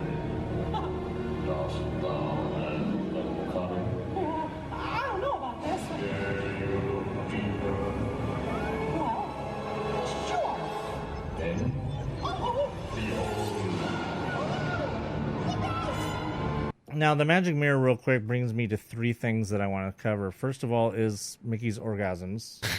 Because Mickey does not shut up throughout the whole entire thing, where he used to just, he has talked when he needed to talk. But now, from the very beginning all the way to the end, sprinkled noises. in, you got Mickey just making weird noises throughout the whole entire thing. That's my first point. Here's my impression of this magic. Mickey, take your pants off. Says the magic mirror. And Mickey says, sure, oh boy. Now, the second thing is, and I didn't even realize it until he played that, was that I believe, and I almost would 100% say that is Corey Burton doing the voice of the magic mirror, doing almost the same voice that he does for Yin Sid in Magical Mickey Map, and the Magical Map. which is him doing the same voice that he did when he did Count Dooku in Clone Wars, Pretty much. which is basically Corey Burton doing a Christopher Lee impression. Yeah. Because the magical mirror sounds just like Yin Sid and Count Dooku, which is basically Christopher Lee. And no offense to this guy who's an accomplished voice actor. No, he's but amazing. But Because he was also makes Brainiac in Superman animated. But he also makes a really, really horrible magic mirror, especially, at least with, maybe not in all circumstances, but with so much going on the outside, with so much other little noises. That's not his fault. He has no impact. Well, obviously, it's not his fault, because especially if they were giving him a direction to, they didn't give him a direction to not sound like Christopher Lee or Yin Sid. I mean, you pull that up- it's like, what is it? Yin Sid is inside the mirror. It's actually not even the magical mirror. It's Yin Sid inside the mirror. Is that what If we're you supposed pull to up believe? the Slave in the Magic Mirror, the powerful original Fantasmic Right. Slave in the Magic Mirror, come from the farthest space through wind and darkness, I summon thee. Three other Speak! princesses I see, Right. and all that. There's no impact in this magic mirror. It's like Mickey's having a conversation with. Now, then that brings me to my other point that I wanted to talk about the magic mirror real quick. Was during the magical mirror sequence, the magic mirror refers to other realms in one of the dialogue, which to me, I was like, it didn't really lead to anything special, the mention of other realms, because I kept thinking, what, are they going to go into a Star Wars? Is he going to end up in Star Wars? Because he's talking about, oh, are you going to other realms and stuff? I'm like, what other realms is he going to? Has he just been going to other realms the whole time? Because he keeps running around through other things like he does in Magical Map. So is the realms just referring to the different stories? Because to me, a realm just it refers to a whole nother space and time. I mean, not that he's becoming Doctor Who or anything, but it's just that to me, it sounded more like a transition to him ending up in Star Wars. It just doesn't sound right here. Is really the point that we need to stick to. Really, it doesn't, because once from the magic mirror all the way until the dragon appears. That whole section is just grossly. That's probably the worst flow of the whole entire show, is from the end of, well, actually, if you include Rapunzel, from that point all the way till the dragon appears. That's probably the worst part, other than the whole mishmash of the elephants on parade and Lion King, jumping back and forth from Lion King, which we haven't even talked about that, to that. Other than that, I think from the before the magic mirror all the way to when the dragon appears, that's probably the worst transitional period of the whole show, because once you take out the whole purpose of the mirror being there, when you lose the evil queen, there's almost no point in the magic mirror even being there anymore. No, there's not. Because then you go into, you try to go into, with the villains appearing with, because then you transition into how it is originally with Chernabog, or Ursula and Chernabog, which is kind of still the same, but it's the visual. Okay, and I'll just, because you're already on it, they changed Ursula's line delivery. She no longer says testicles. Right. They officially took the S out of the beginning of the word tentacles, where she very clearly said testicles. If you look up any of the old, here, play it right now, you'll hear it.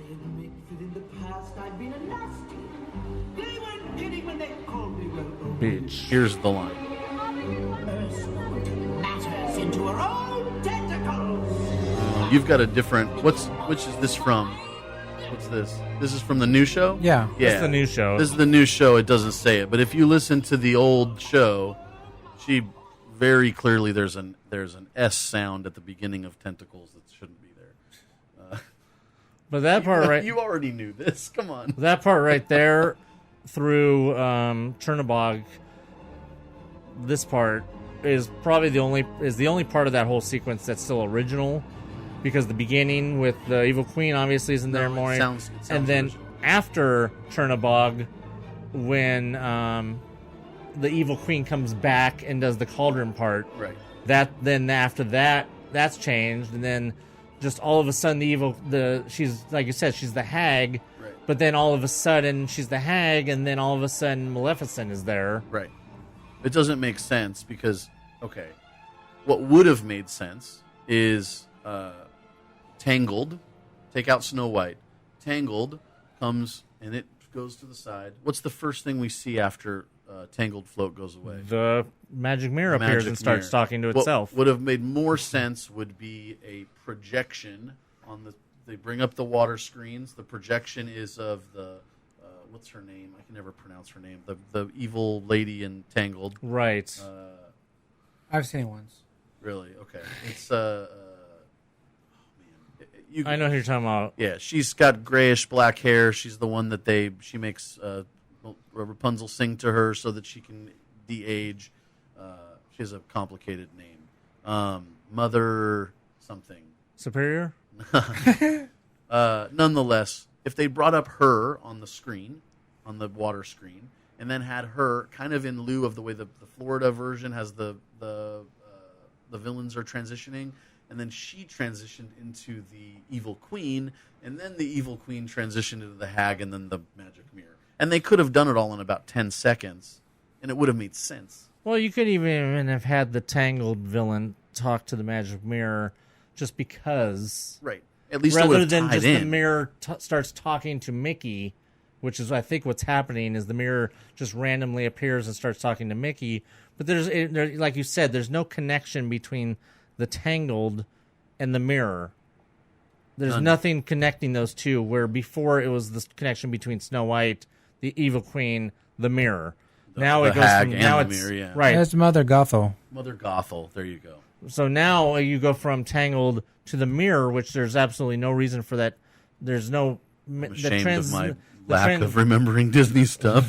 that transition, like you said, makes no sense going from Tangled, Rapunzel, and to the mirror, where the mirror just all of a sudden, without even relating it back to the princesses, because that's the whole thing, is that when the mirror starts talking to the evil queen, the mirror references 3 other princesses I see.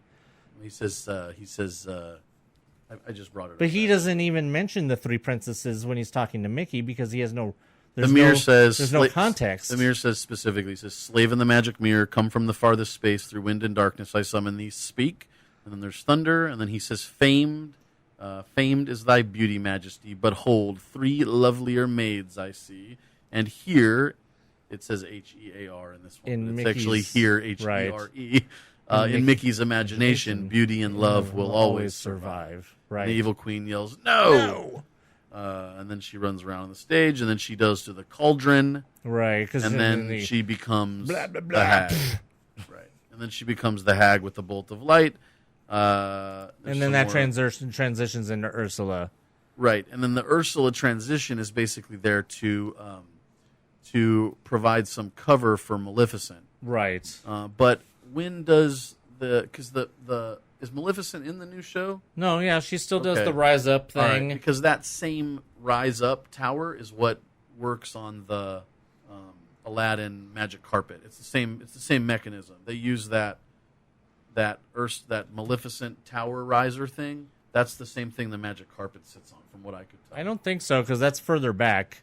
The No, 'cause carpet comes from the front. They built a whole new thing over here when they added the carpet. Carpet? Yeah. Yeah. It just looked weird. Now, to me. no, yeah, because now it's still basically the Maleficent gets onto her thing, and then and she rises up, and then it cuts to the you start hearing the dragon noises, and then it cuts to the dragon on the water projection of the dragon, which is basically they're just to hide Murphy coming out. Right, that's the cover for the dragon to come out, and then the dragon appears. So that part's all pretty much intact, but it's the part in between. It's the lead up to that is the mirror and the no more evil queen, and it's probably one of the weirdest parts of the whole thing. Right, because then once the dragon appears, everything is basically okay. Well, no, except for the fact that Sorcerer Mickey is using his magic hands to kill the dragon instead of the brave little tailor using his sword. Right, which I never really thought he should have the sword anyways, because he started out at the beginning supposedly being Sorcerer Mickey, so he really should have had a wand, not a sword. In the beginning of the show, Mickey is only Mickey. He's not Sorcerer Mickey. He doesn't become Sorcerer Mickey until the very end on the top of the shack. In fact, but isn't he already Sorcerer Mickey though? When they have the whole projection that's not there anymore of him on the book. Well, that's a projection in his mind. A lot of the stuff on the it's all supposed to be. That's true. Right? So you didn't think that the brave little tailor missing was an issue? Well, not that. I never really thought that Mickey should be fighting with a sword, because it never made any sense that, especially in the old Fantasmic, when you used to have the line going from the end of the sword to the dragon, and you had the old dragon with the Walt Disney World dragon. Yes, the dragon that looked like it was a Jabberwocky. Right. That dragon, when you used to have the line, it would just go going between the sword and the dragon. It never made any sense that Mickey is shooting stuff out of his sword, because in the movie, Prince Philip throws the sword and hits the dragon in the belly. Oh no, my soft underbelly. Right. Futurama fans will get that joke. And so it doesn't make any sense for Mickey to be shooting stuff out of his sword. That's why I thought... What's it make sense for him to be shooting stuff out of? A wand. Well, he didn't have a wand, though. It was just like his hands. Well, that's what I mean. Now it's his hands. I meant instead should have been a wand. If they'd transitioned from a sword to a wand, I would have said, oh, he has an instrument. Right. Right? That's what I'm saying. It's fine if you wanted to have a sword at one point, but either you have him throw the sword somehow, or mime him throwing the sword and hitting the dragon and killing the dragon with the sword, not have him shooting magic stuff out of his sword and hitting the dragon in the face with it, and then the dragon dies from the stuff he shot out of his sword. It makes more sense for Mickey to shoot stuff out of his wand, but now, yes, he's shooting stuff out of his hands.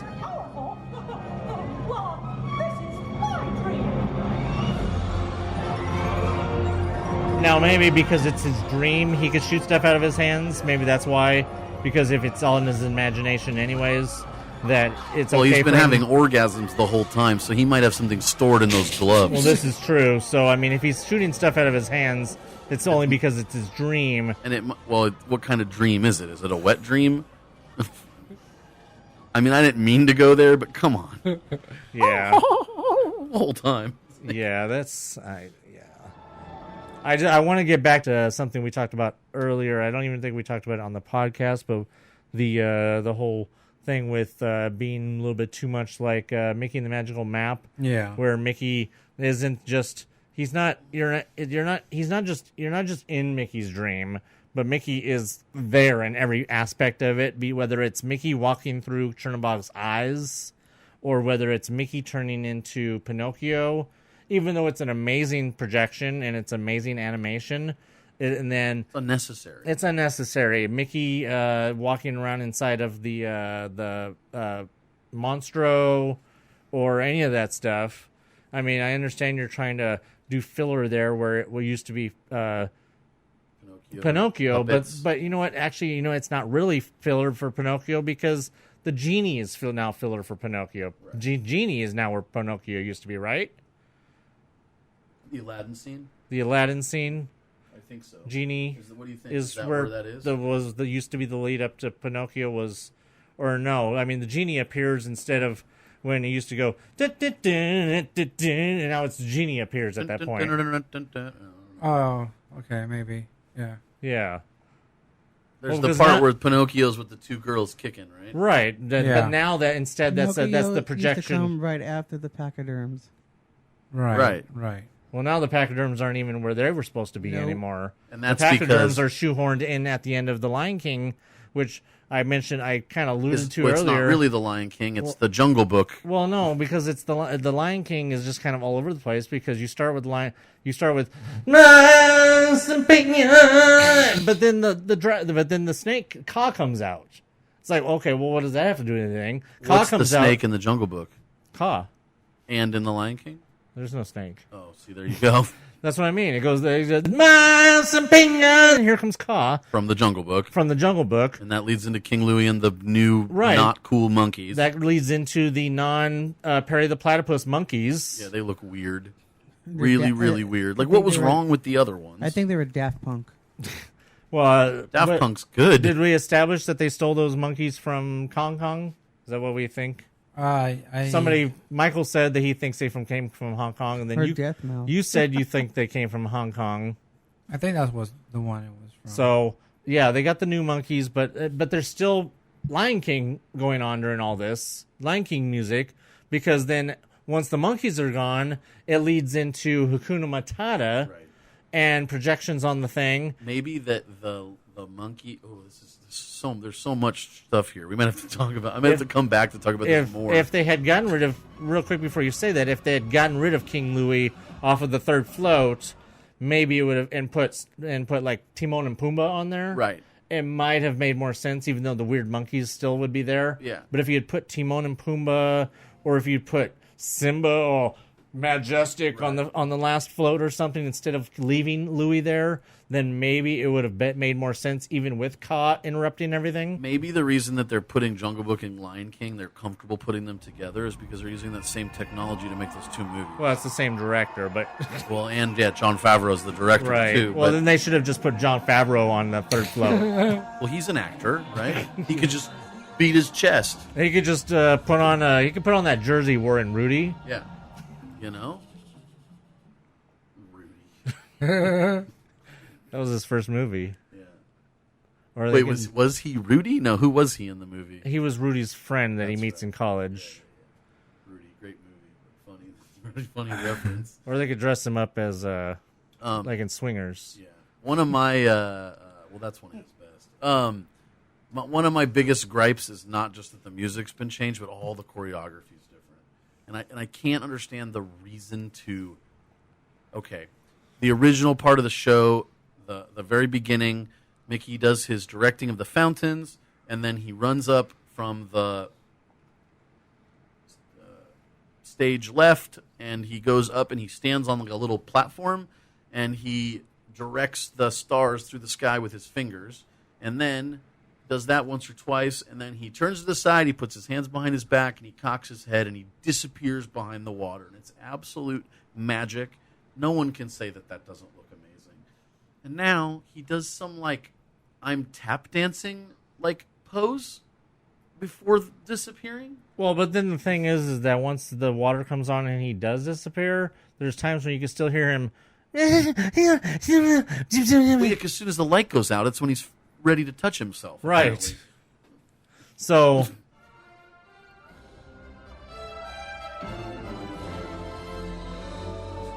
this is the end, right? This is the middle part. That's the beginning. yeah, here's where he's all he won't shut up.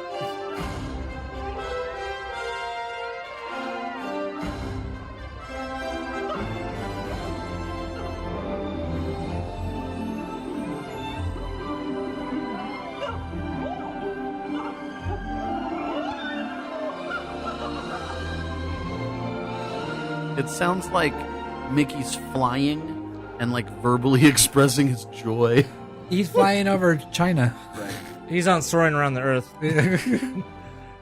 What I want to know is, where did they get the idea that Mickey would just be making these noises the whole time? I mean, whose bright idea was it? Hey, you know what? Mickey doesn't make enough noises during Fantasmic. We just need to have him muttering to himself the whole time.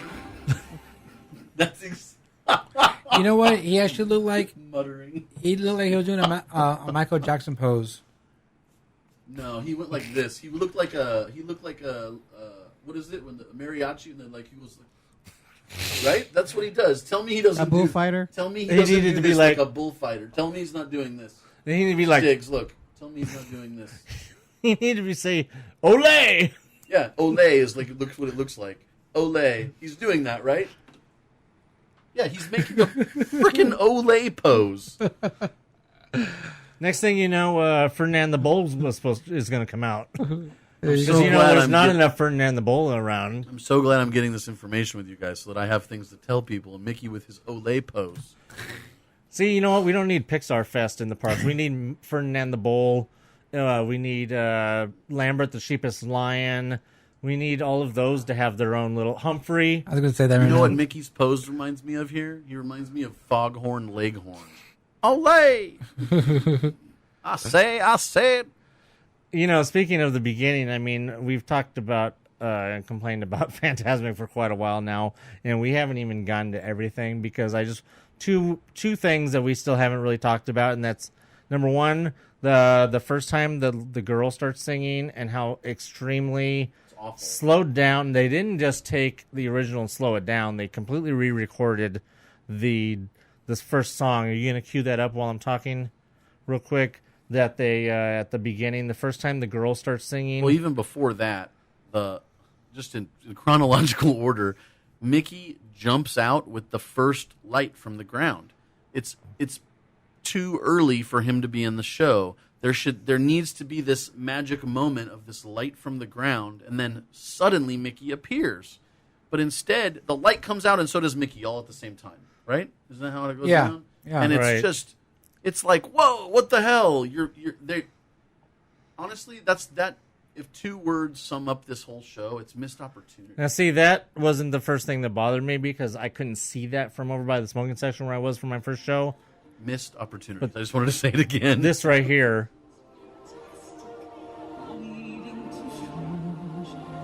So slow. See, it should be strange and wondrous dreams. You were right about not singing. We were talking about that earlier. I told you. I mean, I know the lyrics, but yeah, I just can't sing. I have no tone. It's missed opportunity. And then the other thing we were talking about singing along, right? Right. You can't sing along to no, that. because it's too slow. I start when when Fantasmic starts, you want to start singing along as soon as the first singing happens, especially when you know the lyrics. When I start singing it to myself in my head, and then all of a sudden it's too slow, and I'm like, okay, all of a sudden I can't sing this to me in my head.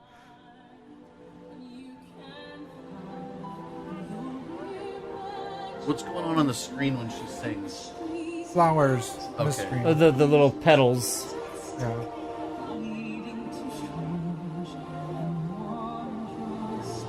Here, pause that. I have the other one right See, here. it's almost like they're slowing it down just for the sake of trying to make it longer.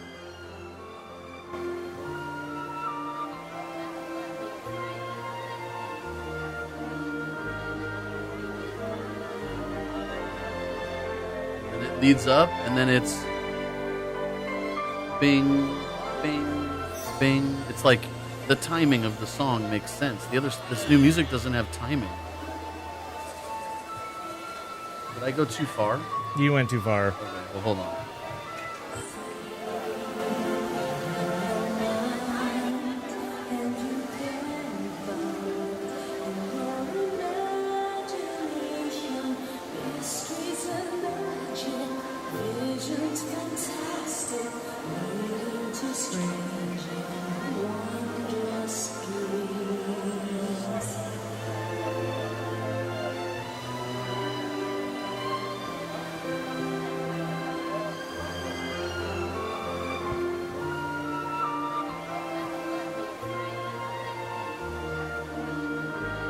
And it flows right into In the flower monkeys section, and then right here it goes straight into where the snake's going to come out. Right. And it makes sense.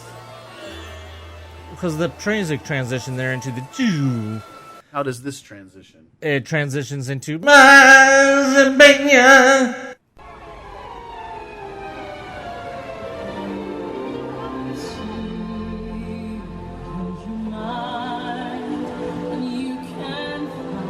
That's just horrible. That was the first thing that bothered me because, like I said, I didn't see Mickey pop out too soon. So this was the first thing that really bothered me was how slow it was. I looked over at my girlfriend and I gave her kind of like a what the hell is going on right now look. At least the melody's the same, but come on. This part right here. But then you get a little bit of a different crescendo there. But instead of going into the oh, look, there's an extra. That's an extra little verse. An extra verse right there. And then instead of the see right there, that transition. And it goes into the drums. The transition right there is not smooth at all. I mean, if they'd produced this first, I'm sure everyone would have loved it. But Oh yeah, but you can't. It's like you can't take that step back and have people not notice. Just like, getting to the fireworks real quick. The original fireworks. I don't know if you want to cue up, or if you want to cue up. Well, no, because you can't even tell because the music is still the same. You can't even really tell. But if at the end, I mean, I guess if you queued up the music, you could really get it. But there's a part at the end where it used to be there was a firework on each beat, and it came from one side. It went. From one side, and then from to the one other side, and then it went to the other side. Do, and then when they changed Fantasmic in whatever year it was, you said 2010 is when they changed Fantasmic. Then they went from a to a one and where they added a beat in there. There was a beat with no firework. It was basically a saving money measure, right? Basically, they took out a beat of every other beat of fireworks. Well, now you don't even have a beat in between. Now you have like 3 or 4 beats in between the fireworks, where instead of see right here, there used to be boom, boom, boom, boom. Then you went to the other side, boom, boom, boom, boom. Now it's just, and then right here it's just flash to flash, right? And then right here it just went crazy. You just pop, pop, pop, pop, pop, pop, pop.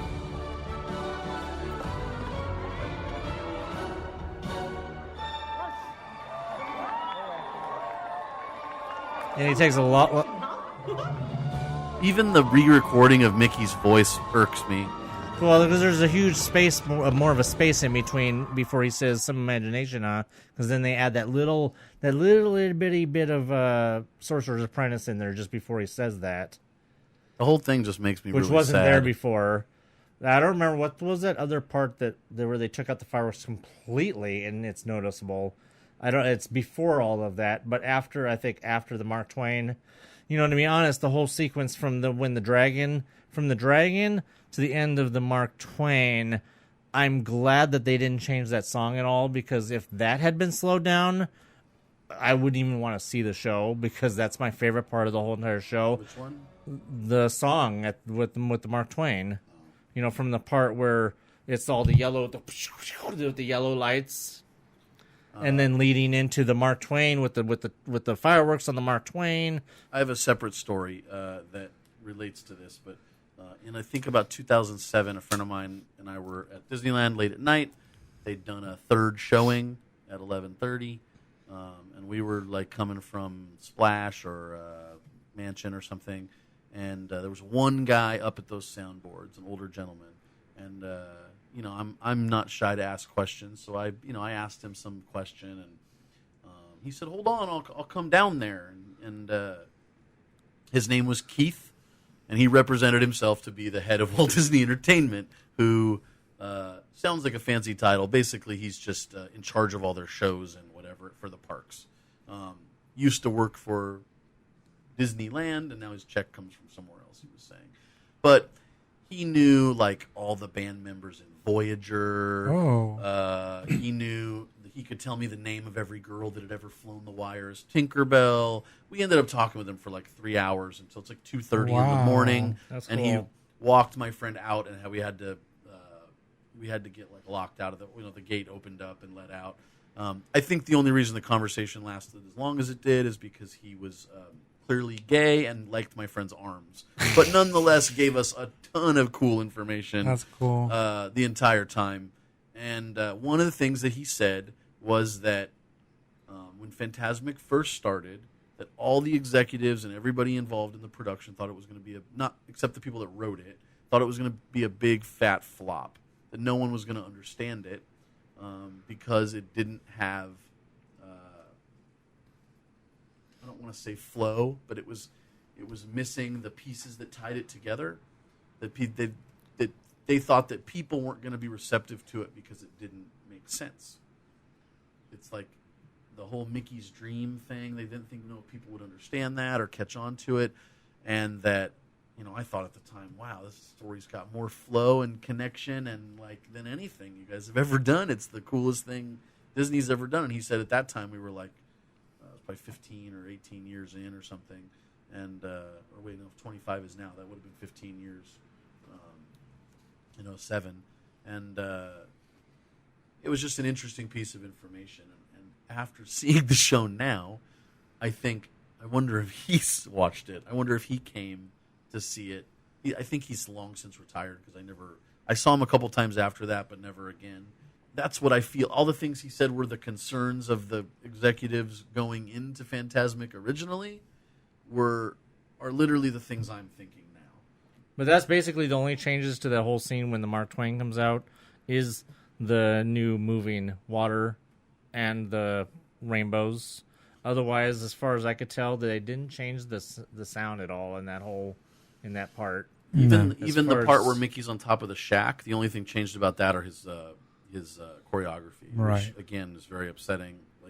Here's what I didn't understand: why they would take a show that had almost reached capacity half the nights it plays. And well, so much to the point that they had to add fast passes. Exactly. So much to the point that they added Fast Pass to limit the number of people in the area. It's the most popular nighttime show Disney's ever done. More so even than the Main Street Electrical Parade. It's run for longer. There's 2 more versions of it. There's a water version in Tokyo, and there's the version in Florida. They've taken their most popular thing and just messed with it. For what purpose? It's like they spent probably $10 or $20 million revamping this thing at the very least, right? Yeah. And where's that money come from? I'm not one to complain about ticket prices, right? I understand that they have to raise ticket prices to turn away people that otherwise it's going to be too crowded. I get that. And I'll pay the more money, but not if they're going to spend it ruining things that people already love. Perfectly good stuff. They could have spruced it up a little bit. They could have added a princess or added some video mapping effects, light mapping. They could have done all those things. and added, even adding the genie or something, or the Aladdin scene, right? They could have done some of these things without completely changing the show, hiring new voice actors, hiring new singers. They just spent all this money for what purpose? What's the reason? Just to keep things fresh?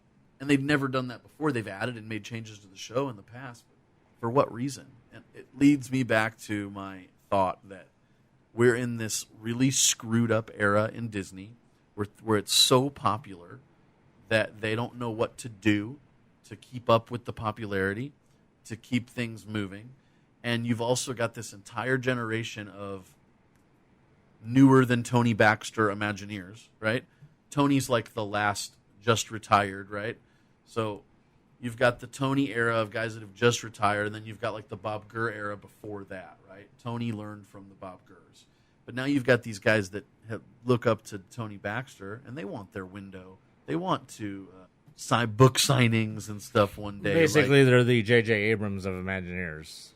Well, yeah, I mean, I don't know what their jobs are or whatever. Well, I'm but just saying that J.J. Abrams, you got your J.J. Abrams people that grew up, they're fans of Star Wars and that stuff. They grew up with Star Wars, they're fans. Now you got the Imagineers, which is like the equivalent of that, which grew up with all these great rides being built and stuff like that. But then what do? They need to make a name for themselves. They have to try and outdo the old people. Yeah, but they're not building. I mean, well, Disney World now, they're going to be building a lot of new stuff, and they just did Shanghai. But you got all these Shanghai Imagineers, which most of them are from here. Well, the Shanghai Imagineers are all going to Florida to work on all their to work on Toy Story Land, and of course you got Joe Road. Well, he's closer. Joe Rohde's closer to the Tony Baxter era, right? So I mean, he's like of the last of the Tony Baxter built Paris. Joe Rohde built Animal Kingdom. Right. So they're not far apart. But then he more recently was behind Guardians and stuff like that. But I'm talking about these younger guys that are changing out the redhead and the pirate auction, and then they're going to be, now they're messing with Fantasmic, and what's the next thing they're supposed to be? They're doing some other thing I was just reading about too. That's like some next year deal. I can't remember. I'm too upset about Fantasmic, but Pixar Fest, right? I mean, it's just they're trying to come up with these ideas to alter or change beloved stuff that isn't broken, and they're, okay. Let's say you take the Aladdin restaurant and you do something with it in Frontier or in Adventureland. Why? Because it's a waste of space. There's nothing going on there. And if they could do something with that space, then do something with it. But don't take something that everyone loves and ruin it, or even if you don't ruin it, mess with it for no reason whatsoever. And to your point, I mean, just to talk about the Pirates thing real quick, and to use comparison. Just to use what you've been saying as the perfect point of why everybody who thinks that the Pirates thing is a PC move, because I maintain that it's not a PC move. I think it's more of Imagineers are trying to make names for themselves. Exactly. I mean, it's more of Imagineers trying to make a name for themselves. I have no problem with the change, and I explained that obviously on the podcast previously, but your point nails why I think it 100% that it has nothing to do with PC. It's just everybody out there assumes that everything that's why the last changes were made. That's why everything is. But that was 10 years ago. That was how long ago was that? Was that late 90s or early 2000s? Starting in the late 90s. When that happened? Progressive, yeah. When they changed that one scene. So it's like it just hammers your point home of that why it's not a PC move. It's more of the animators got to make a name for themselves, or the Imagineers got to do what they think they got to do to make changes and to keep up Walt's vision of the park never being done and keeping everything fresh. So I don't know if there's anything left to say with Fantasmic.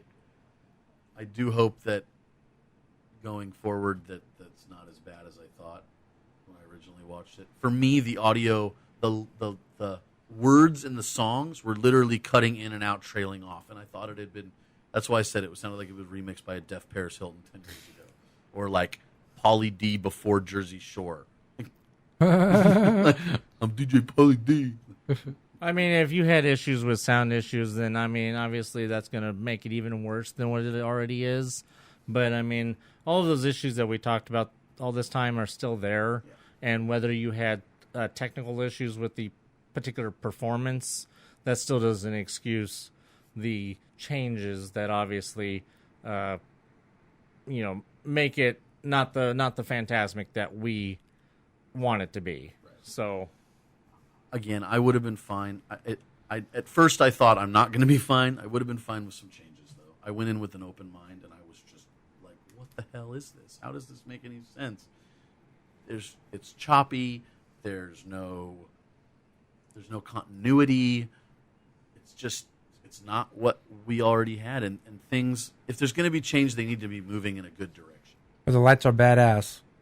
The lights are awesome. It's about the only thing that's really the lights are great. You're showing me the picture on the screen. Yeah, the lights are great.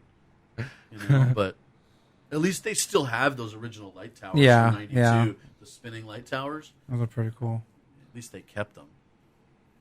The only complaint I would probably have about lights is that when we saw it last night, that at the beginning you got those big bright white lights that spin and shoot directly towards the Haunted Mansion area, right by the stairs, by where those the are the ones I'm talking about, right? Yeah, it's the ones that come up and they start moving. But I don't remember ever standing over that area and having such blinding light coming. So I don't know if they're using they replaced those lights with. Those are all brand new lights. Those are Robies.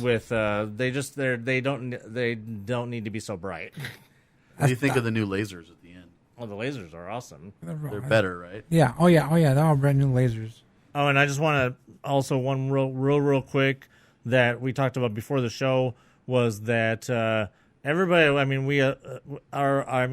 we're obviously led to believe that that's supposed to be Elizabeth Swann is the lady, even though she doesn't dress. She dresses like nothing that Elizabeth Swann ever wore in any of the movies that she appeared in.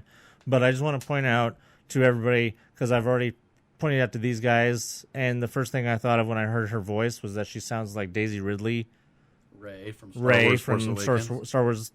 So we don't know if maybe they got her to maybe she was doing Forces of Destiny or something, and they just said, "Hey, can you record a few lines for us?" Because anybody who doesn't already think that, watch the show again and tell me that you don't hear Ray as that it's Ray. So Daisy Ridley. Well, even if she is Elizabeth, how does it make sense to have her on the boat? I mean. Wait a minute, is she there running needs from to Jack? be a damsel, and then she's the one doing the lift, just like Wendy, right? Right. Or no, I'm sorry. Is it Peter? Or Peter does, but he goes to rescue Wendy, and then he does the lift, right? He gets picked up, and then but she's doing the lift. But is she trying to get away from Jack because he wants to do something to her? Or is Jack trying to get away from alcohol down her throat? Is Jack trying to get away from Barbossa? Because it sets up with the Barbossa projection. But then, just like Hook and Pan, they're having like the high wire.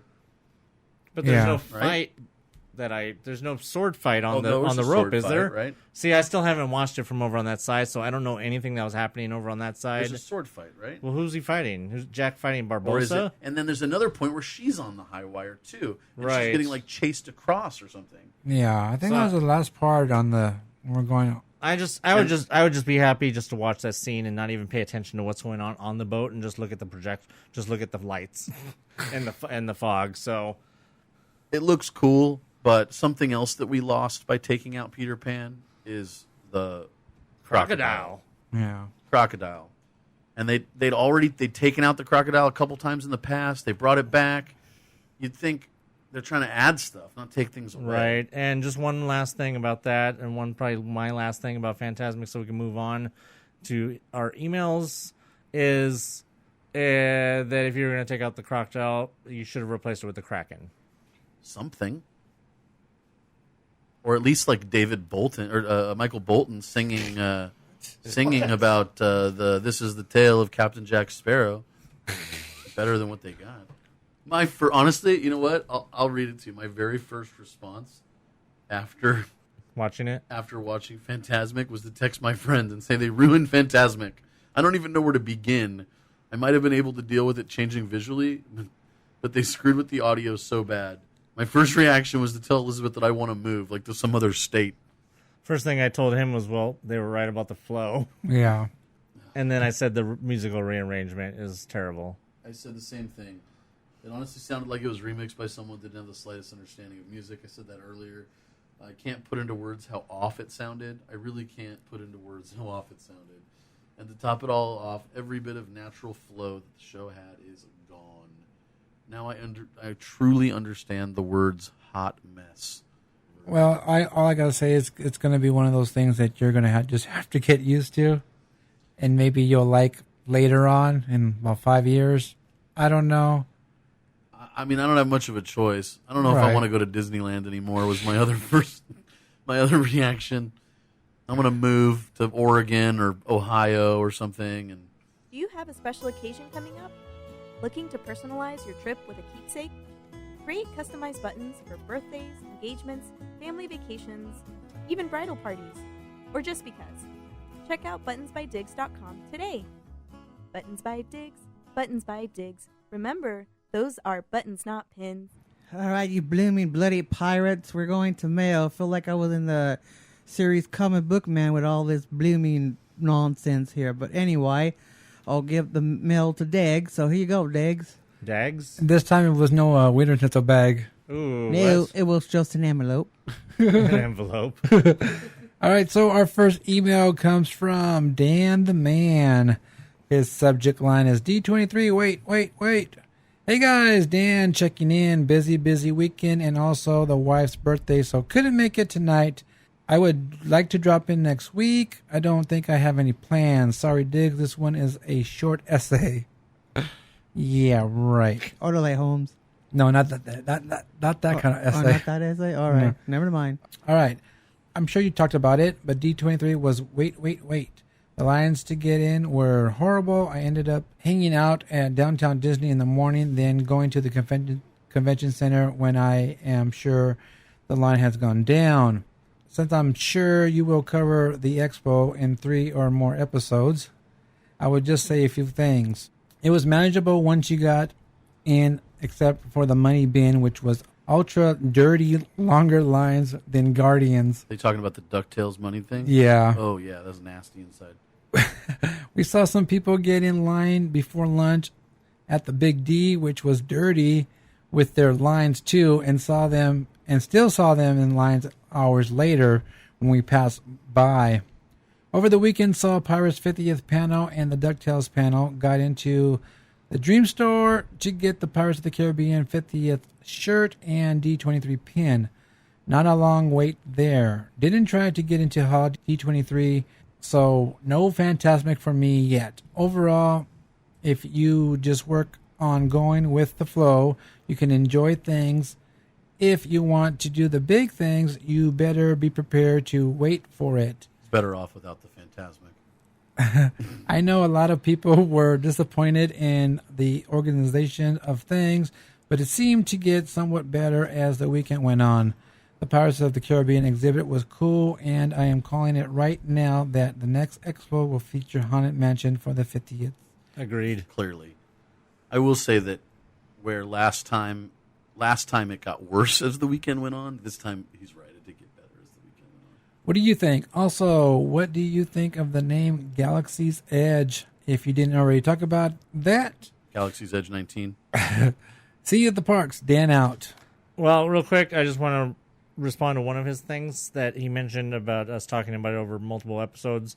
We didn't even really say that earlier, that we will be talking about this over probably 2 episodes, that this week we were covering all the park stuff, and then next week most likely we'll try to cover the animation, well, the Legends, the animation, and the live action panel hopefully next week. If not, then some of that stuff may have to be pushed till the week after, because also we were going to talk about the Halloween announcements, but we didn't obviously have time for that this week, so hopefully we'll get to that also next week. So we're looking at probably 2 or 3 episodes total. All right, I also want to point out that Dan did not buy the $150 leather baseball cap for Pirates of the Caribbean. He did not get that, but he did send me a picture of it. And yeah, I saw that. It was hideous. Yeah. Oh, the thing I was going to say is that yes, we know from several sources that the DuckTales money bin line did get up to 3 hours plus. We do know our friend Debbie, who was able to get into the money bin. And I think that the thing with the money bin is what they should have done is they should have had a couple of them. Yeah. Because then obviously, I mean, if you're doing one person at a time, and then whatever all preparation for that with the camera and the cool thing they were doing. What was it that they were trying to do? Well, they do that thing where they have the camera, and either it was taking multiple shots from multiple cameras, or it was a camera that was moving, because it almost does it's like a matrix effect with the camera, right? Well, because you jump in, and then it kind of stops, and then it spins, and then it was really cool looking. But definitely with all that, it needed to be either multiple money bins, or you just needed to be able to have bigger money bin, and just let a bunch of people go in there like a ball pit. Right. The only thing I know about the money bin and the coins is that on Friday, before they told me not to, I managed to snag a couple of them. Oh, jerk. You have an extra one for myself? I tried immediately afterwards, I tried to take a big stack of them, and that's when somebody said, "There may not be a sign, sir, but I'm asking you specifically not to take those coins." I wasn't going to put back the two. I just want to also say to Dan that I would be interested in hearing talking to him more about the DuckTales panel, because that was one of the ones that I really wanted to. I was kind of tried to follow along with, but there wasn't a whole lot of people live tweeting that one. Woo! Exactly. All right, thank you for your email, Dan. Hope to see you soon. And our next email is from Michael the Mail Guy. Michael the Mail Guy here. Respond to this. MousePIRE check-in location during D23 Expo weekend. Diggs will explain.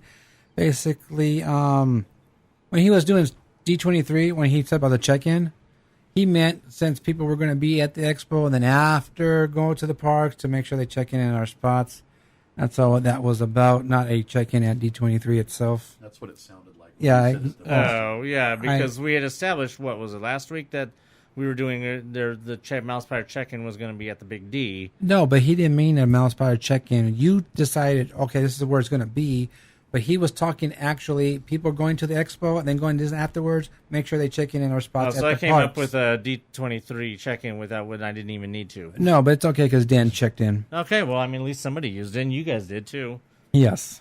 All right, so this is his Fantasmic 2.0 review. Didn't watch it live, but watched it 9 times in different areas of the show on YouTube. Pros, lighting and fixtures, color lighting, color lasers, water cannons, the neon, which is probably on the rafts, music and sound cleaner, new Tangled scene, new Finding Nemo scene, and music. Cons, pirate scene sucked, the banner behind the ship showing Jack Sparrow as a bounty, stupid, Aladdin scene with the flying carpet should have been more closer to the water, covered in smoke. You know what? I didn't like it because it was hard to take pictures with that. Yeah. That was because all the fog and everything, and then the purple lighting, and just you couldn't get a good shot of that. No, it's impossible. So that pissed me off. Michael apparently didn't notice any of the things we've been talking about. Next thing is Lion King too short, part before the monkeys.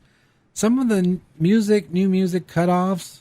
Some of the mixing into different scenes. My opinion. Maybe he did. I think you just need to post to MousePIRE page a link to his pros and cons post. All right, only D23 question I have.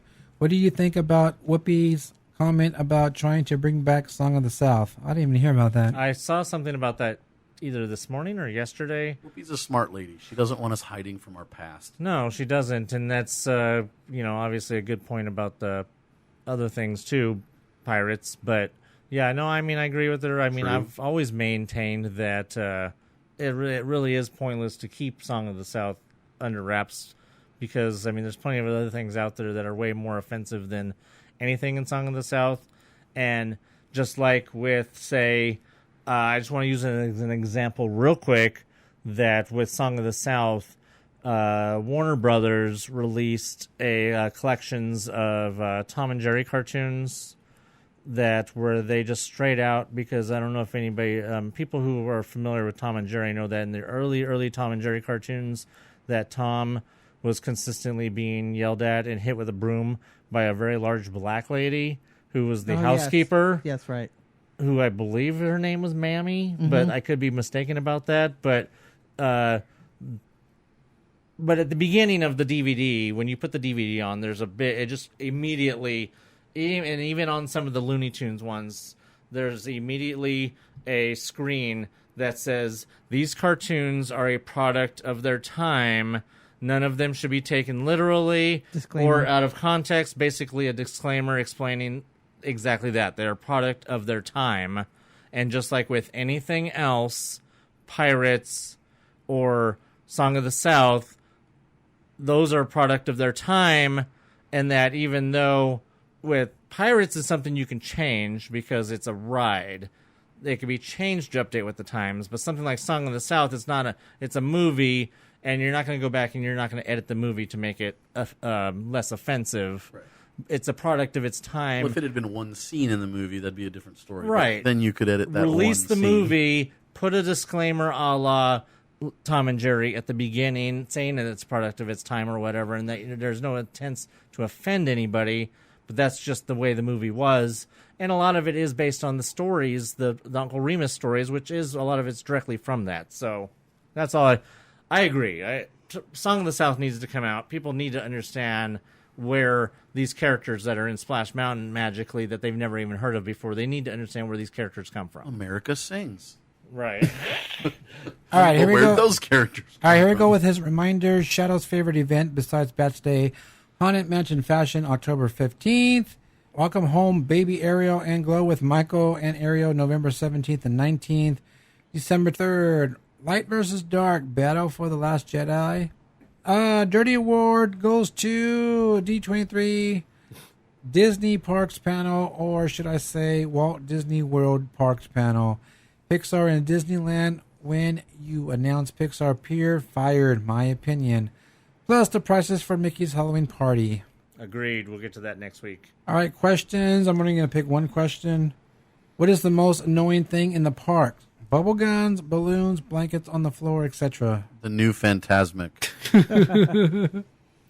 Well, anybody who doesn't say strollers is yes. just... strollers, number one. Anybody that's inconsiderate in a device with wheels. Right. Now, Michael the Mail Guy's Tip of the Week. All right, Michael's Tip of the Week. Ready for his next top five? No. Well, neither is he. He says, no top five since you want my tips. Why disrespect Disney? Why do people think they are slick and think they can get away with anything they did bad at Disneyland? From views on YouTube or for fame from the haters of Disney or the parks. So many videos have been popping up of dumbasses disrespecting the parks, kids, families, and anyone just trying to have a good time. I tagged MousePIRE to see one video I'm talking about, and Rant Man might go super rant after that video. And people wonder why we don't have perks as pass holders or things get taken away because of a bunch of stupid people. Be kind, be respectful. Rewind. Yeah, I was about to say that. Make your own destiny at the parks. Everyone wants to go home at the end of the night. Remember, the mouse and his people are always watching. Till then, this is Michael the Milk Guy saying bye. Speak for yourself, Michael. I never want to go home. Yeah, what do you mean people want to go home? Those are bigger than I thought they were.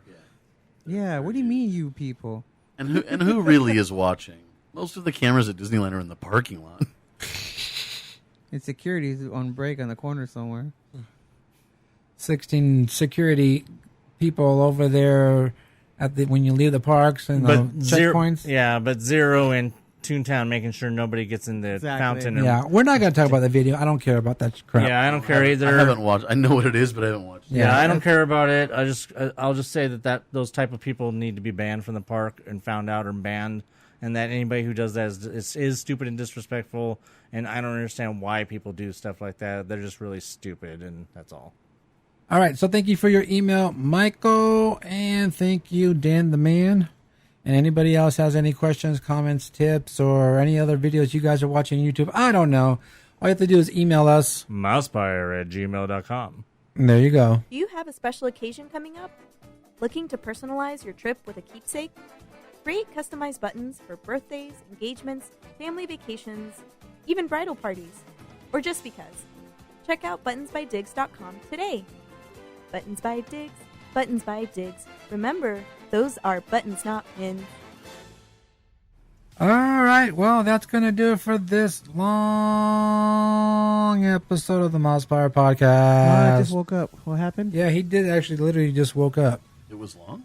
Yes, very, very long, and yeah, I'm hungry. Yeah, if you guys just got done skipping through our enormous rant about Fantasmic, then, well, first of all, you missed the emails. You missed Michael's email and Dan's email. They had an email, so you should probably go back a little bit and listen to those, and then come back to this. But I just wanted to real quick. I mean, normally we do have a lot of fluff here in the end, and we just talk about when we're going to be at the parks. Because I'm not even sure when we're going to be at the parks. We definitely have.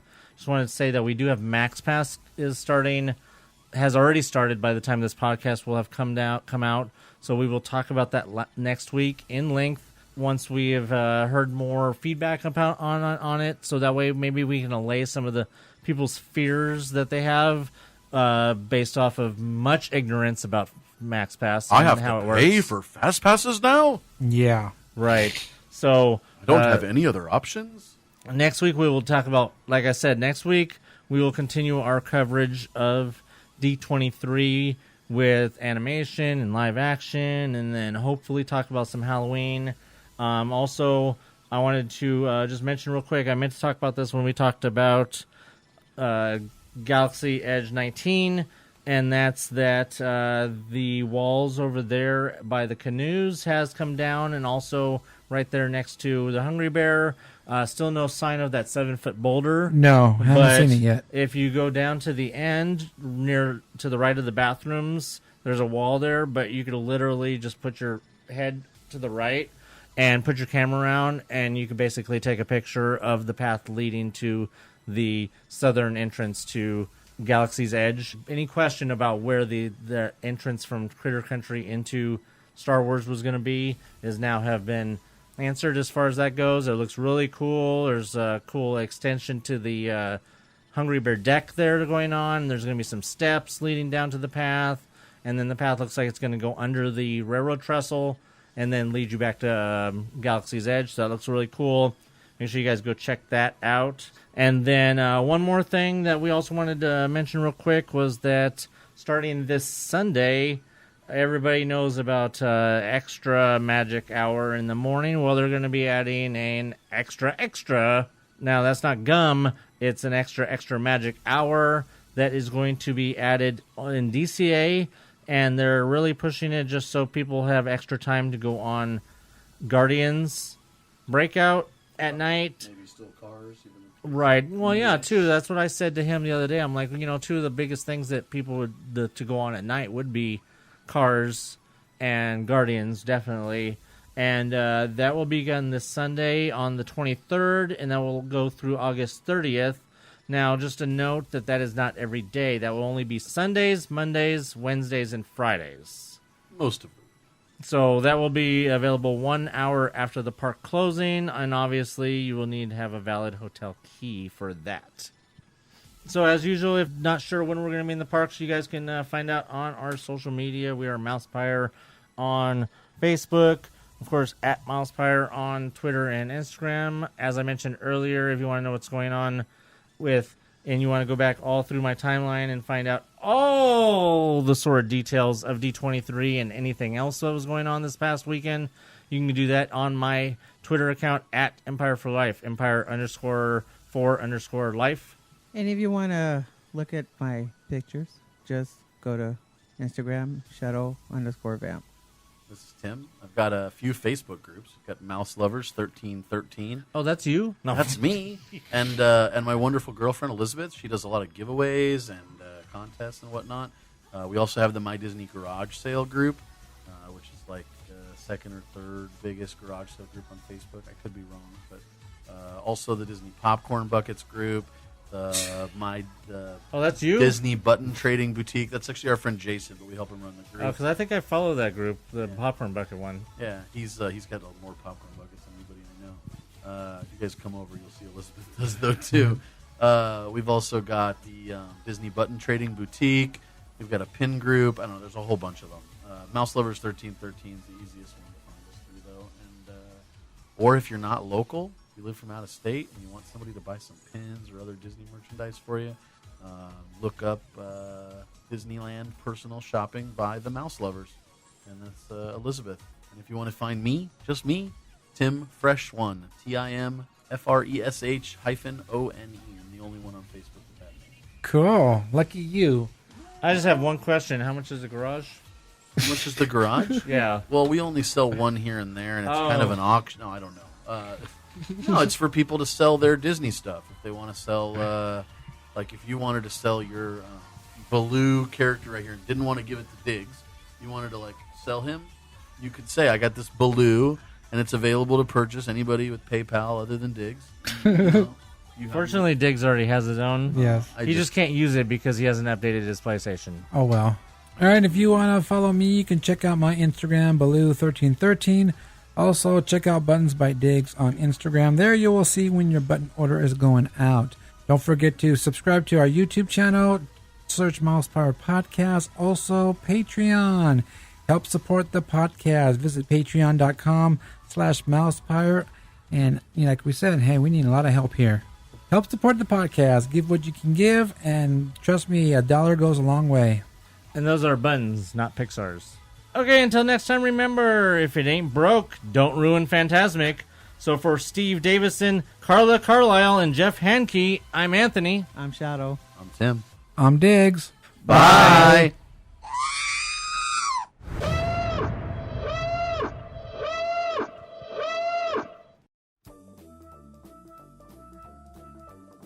This podcast is intended for entertainment and informational purposes only. Audio, sound bites, and other clips are property of their copyright holders. All original stuff is ours and property of MousePIRE.com.